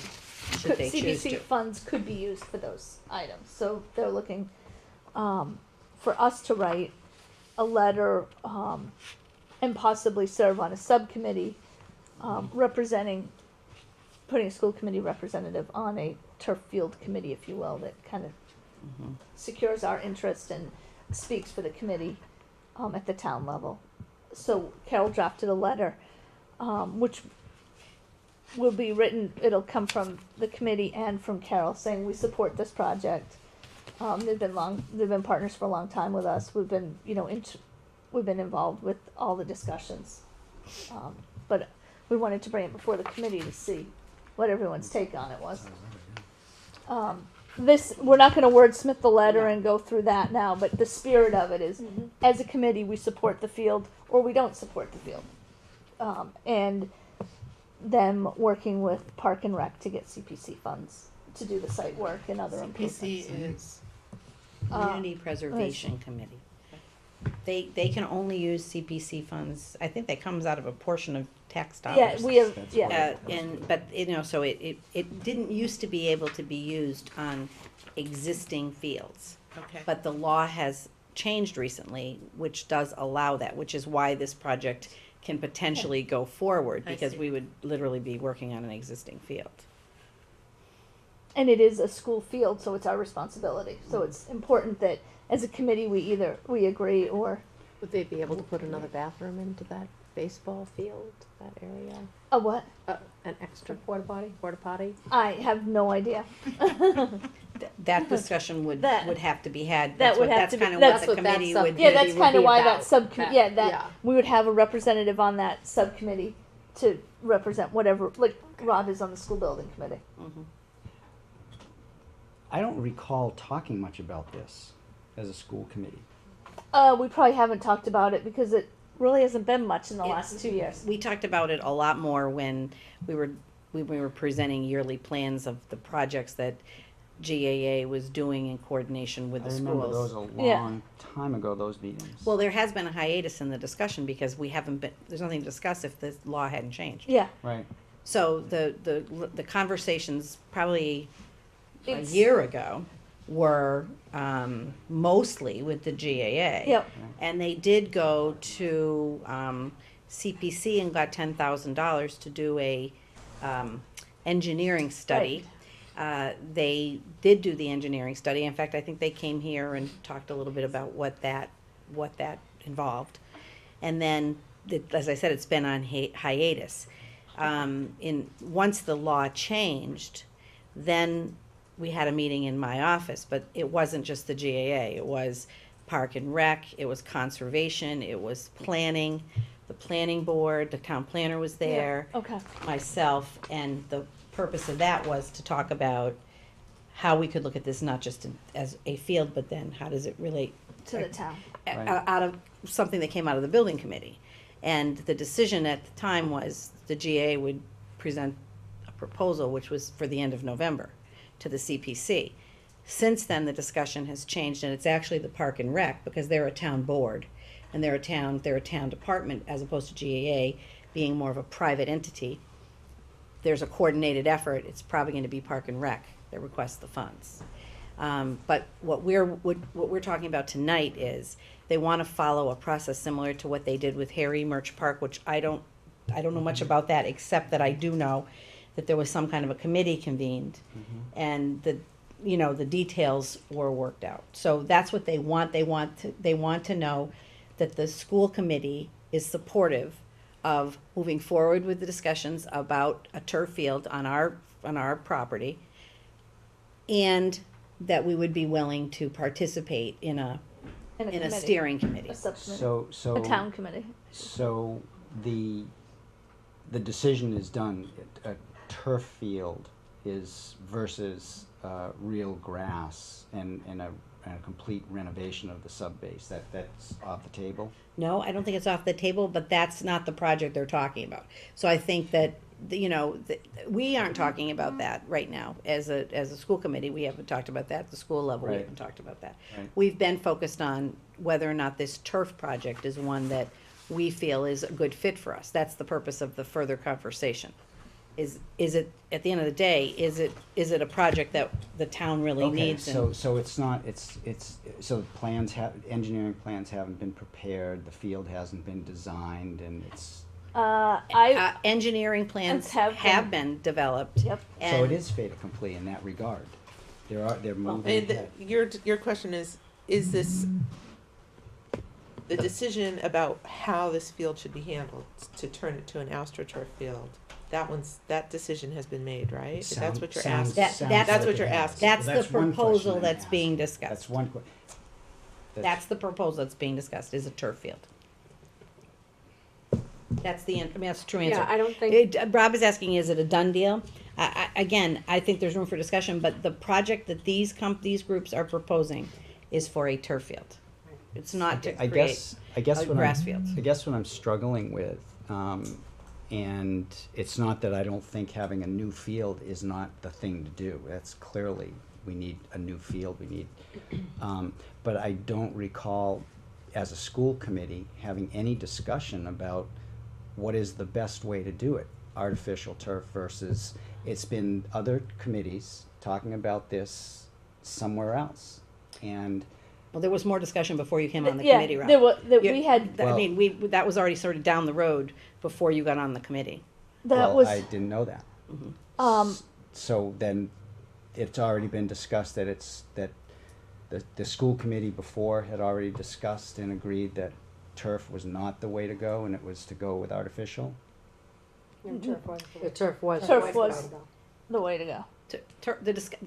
And largely for two Well, reasons. the other Rob. thing we have to be clear on is it's not school funds at all. I know, and it's not our jurisdiction, but it's one Well, of it those. is. Well, It's it is. our I mean, property. It's our property. What about It's our field. maintenance? They've Okay. escrowed.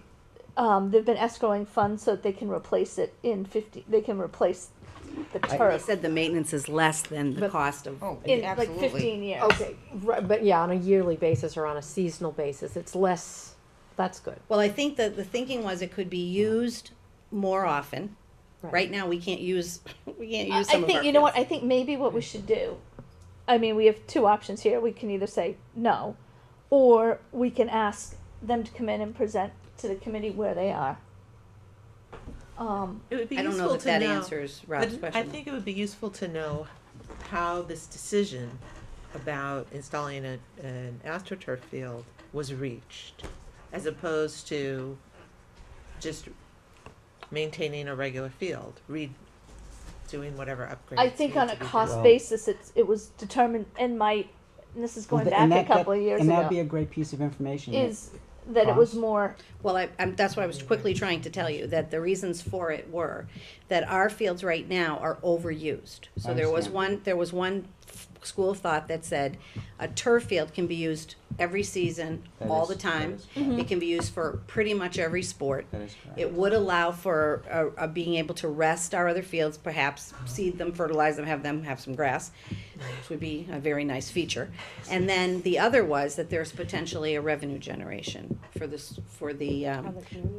community. And those- And then the third reason was it allowed the GAA to use it obviously the first priority is the schools use it, but when the schools weren't using it, then it gave GAA an option, because, you know, the fields that they use aren't in great shape either.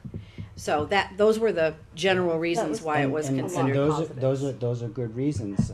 Some of the negatives to turf are statistically the injuries. There are far more injuries on turf, and you're often playing in over 120-degree temp on top of these turfs on sunny days. The amount of heat that these things throw off are just intense. Now, I guess what I'm struggling with is I don't want to throw a nut into this and take it off the chain, because the field is definitely the way to go. But I remember when I first got on the board, and I remember we had those committees, and I remember talking with you, Carol, over and over again. We needed to get the GAA and Field and Rec together and planning together, and to talk about what is in the best interest of the town. And maybe others have had that conversation, but I haven't. And I know too much to just accept what others are saying. Well, so are we proposing I did that what we you asked. I got everybody together, and that is the decision of those groups, of all of those people. That, you know, I told you who was at the meeting, because I took seriously the fact that nobody organized that follow-up meeting. I agreed I'd do it, and so that's what I did. Sure would have liked to have been there. So that's how it happened. Yeah, I wish I'd been So there. what were your two questions, Rob? Heat from the sun and injuries. So are They're we? not questions. Are we? So what's the will of the committee at this point? Yeah, I think that's do we what want to reopen the whole discussion, or do we want to? I mean, what's the will of the committee? I mean, I like the idea of the turf field going forward. I would generally support it, but I'm just wondering, could somebody from the GAA just come and give us a little presentation for those of us who, I mean, like Rob, I really haven't heard much about this before. It sounds like a wonderful thing, but I would like to learn a little bit more about it. Okay, specifically what what are the things that you guys want to learn about?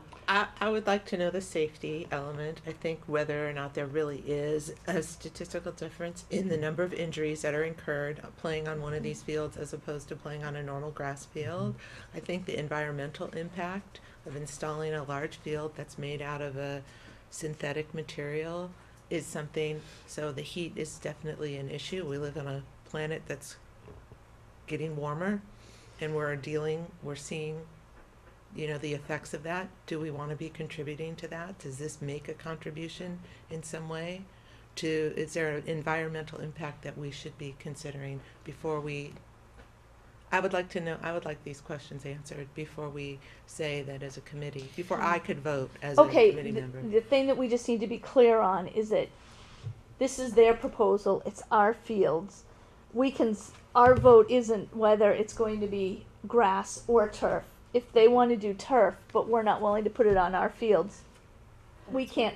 Right. We can't ask That's them. why I'm having this conversation with you, because We can't be the ones that say, "Thank you for coming. We don't want the turf. We want grass instead," because they. Yeah, I understand, but this says that this letter says we support putting a Right. turf field in, and I'm not ready to say that Okay. I support that. The only question I mean, that I don't need a lot of information. Okay. No, that's just, fine. You know, I I'm just just- haven't had any presentation. one thing that I before, just want to bring up, I've been hearing about the turf field for a long time, and I'm in support of it. Yeah. The reason I'm in support of it is all these new schools that are going in, they're putting in these turf fields, and you have to think that they put them in. I'm not saying that they did all the work and what they found is accurate. You know, I'm just saying that these new schools like Beverly, I know, just put in a turf field, and Beverly Manchester. fundraised to do it to match a state Hamilton grant. Wenham has two. And I haven't had a child play on it. My kids were gone, but I know that we played when my kids were in school. We played North Andover. We played at Chelsea, and the fields were superb compared to some of the crummy, pitted, twisted ankle fields that my kids played on in the dirt. My little one has played in Manchester, and he's played in Beverly, and I thought the same thing, and I've played on turf field soccer, and I've found that it isn't like that, the divots, and it's less of a injury, but I am in full support of it. There's I no, think it's a great opportunity that they're giving us. I think it is a great opportunity, and there's no question everything you just said is correct. What I would add to that, though, is if you look to the professionals who have been dealing with artificial turfs way before anybody else, what you're finding and what they've already started to do is they're going back to actual grass for the reasons I just mentioned. They're actually taking out their artificial turfs and they're going back to grass. The artificial turf for the towns makes all the sense in the world. You know what? I think maybe It makes all the sense in the world. It's just, there are some questions that would like to have some answers to before saying gonna support it. So I'm just trying to figure out who could get the answers to the philosophical question about the environment. We have the conservation agent there. I mean, he's the one who's gonna tell us whether or not there is an implication for the issue of the brook and whatever is there. But there's a bigger question about, do you support, I mean, the warm planet and all that stuff. I don't know, I don't know how I'm gonna get you those answers. That's all. I just wanna figure out. But do you think Mr. Pingree would, they- would come and just talk to us and maybe just? Well, what John would come and do is show you the engineering Right. study, show you the Can project. they send us the plans? Can Well, John send us? Well, a actually, Laura PDF wrote me a of little plans? note. She said I can find the DVD of the turf presentation. So, If they have engineering plans, they could easily PDF them to anybody they want. All right. And I would love to get a set of so, those. so to answer the questions for Sure, you, yes. Rob, those plans would They- perhaps answer some of your They questions. would answer a lot of the questions about what they are actually proposing. All right. That would answer that. Engineering plans. Then other questions is, did the technical review agent for the planning board have an opportunity to review this? Because the planning board is not qualified to review the engineering, nor is conservation. I think Okay, that's the that's- purpose of this subcommittee. Yeah, Is those are that's- the people that are gonna Okay. be on there to talk about the Okay. real logistics Okay. of And I what just, you're so talking I'm about. trying to find out if the plans are done or not done yet. There's, It okay. seems so like There's a preliminary There's a set of- preliminary set of plans. I don't know what Yeah. level of So completion. that or- would answer. Exactly. That would answer. I a don't- lot. I Goes think back that's- many years.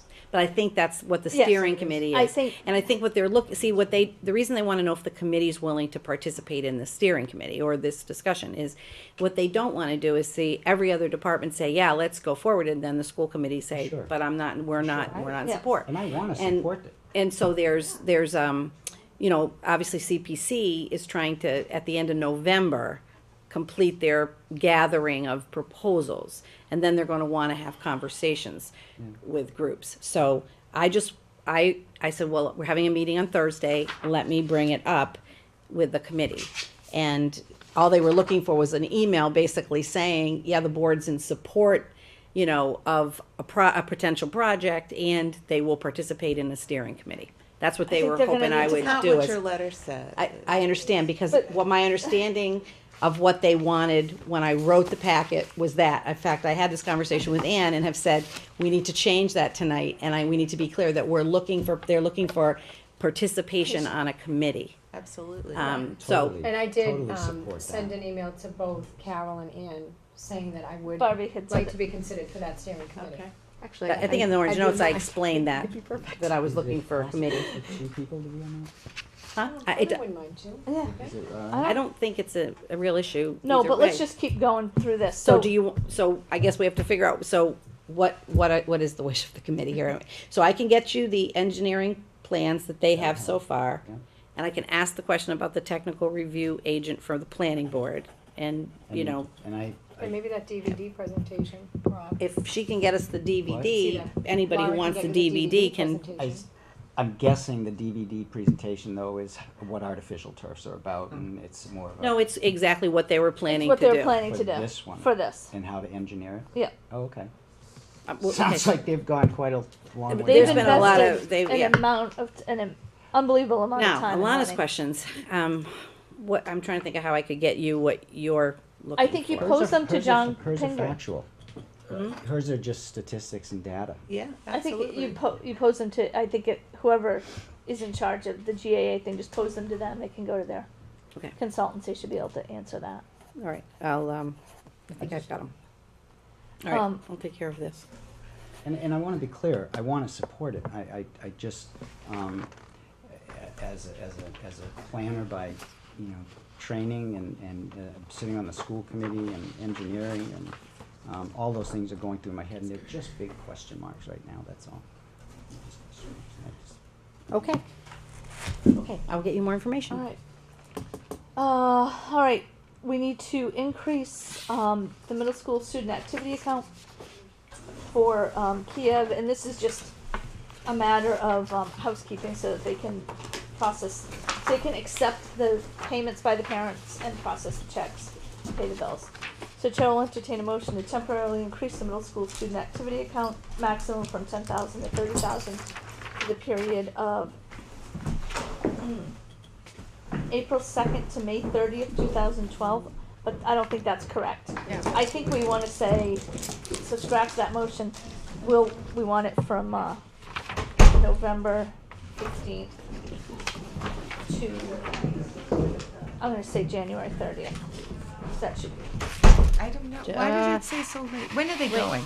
They're They're going in 26th. November, they're going to.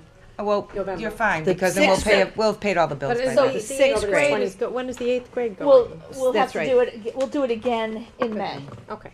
So the chair will entertain a motion to temporarily increase the middle school student activity account maximum from 10,000 to 30,000 Okay. for the period of November 15th through January 30th for the purpose of processing receipts and payments for the students attending Kiev. So moved.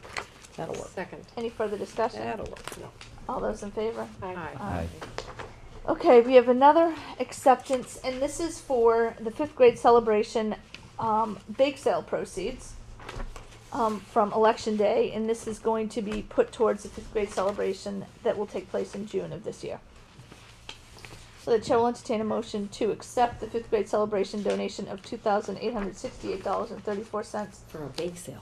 from a bake sale to be earmarked for a the lot of end money. of year trip and celebration. So moved. Second. Any further discussion? All those in favor? Aye. Aye. Opposed? Motion carries. Okay, next up, I just have two quick things. Are we okay to move the next meeting to December 6th? Does anyone have a problem with that? And are you Okay. saying to cancel December 13th and 20th? Cancel the 13th and the 20th. 13th, there's 2 other events going on, and the 20th, I think is too close to vacation. Yeah, I agree. Can't get anything going on. We are gonna have more meetings in January and February, as soon as we get this budget schedule figured out. Okay. We'll start circulating dates. If anyone's going away, can you just let Laura know so that we can know what we look like for a quorum? Okay. Because it'll be important that January and February will be very busy, and we need to kind of get through the budget and to schedule meetings. If she can at least say this week won't work or whatever, she'll be able to help us with that. Next up is to thank everyone from town for their generous support of passing the $250,000 request we had at town meeting to fund our special ed requirements. It's very much appreciated and very much needed, and for that we're extremely thankful. For sure. And the school vote, which Carol also already touched on, we're of course extremely grateful that the vote was passed, but we're also mindful of the fact that it passed by 180 votes, so it was clearly not a mandate. No. It's very much a town divided at this point. So we heard the comments that were made at town meeting, and we need to make sure that they're well listened to through the rest of the design and construction and every other phase of the project. But in the end, we're all so very thankful for the support that you showed for the schools and for the children of the town. And look on the town website for the next school building committee meeting. At this point, it hasn't been scheduled, but we want people to know that they're welcome and should become involved. All right, the chair will entertain a motion to adjourn. There's no executive session. No executive session. So moved. Second. Any further discussion? All those in favor? Aye. Opposed? Motion carries. All right. Thank you. All right.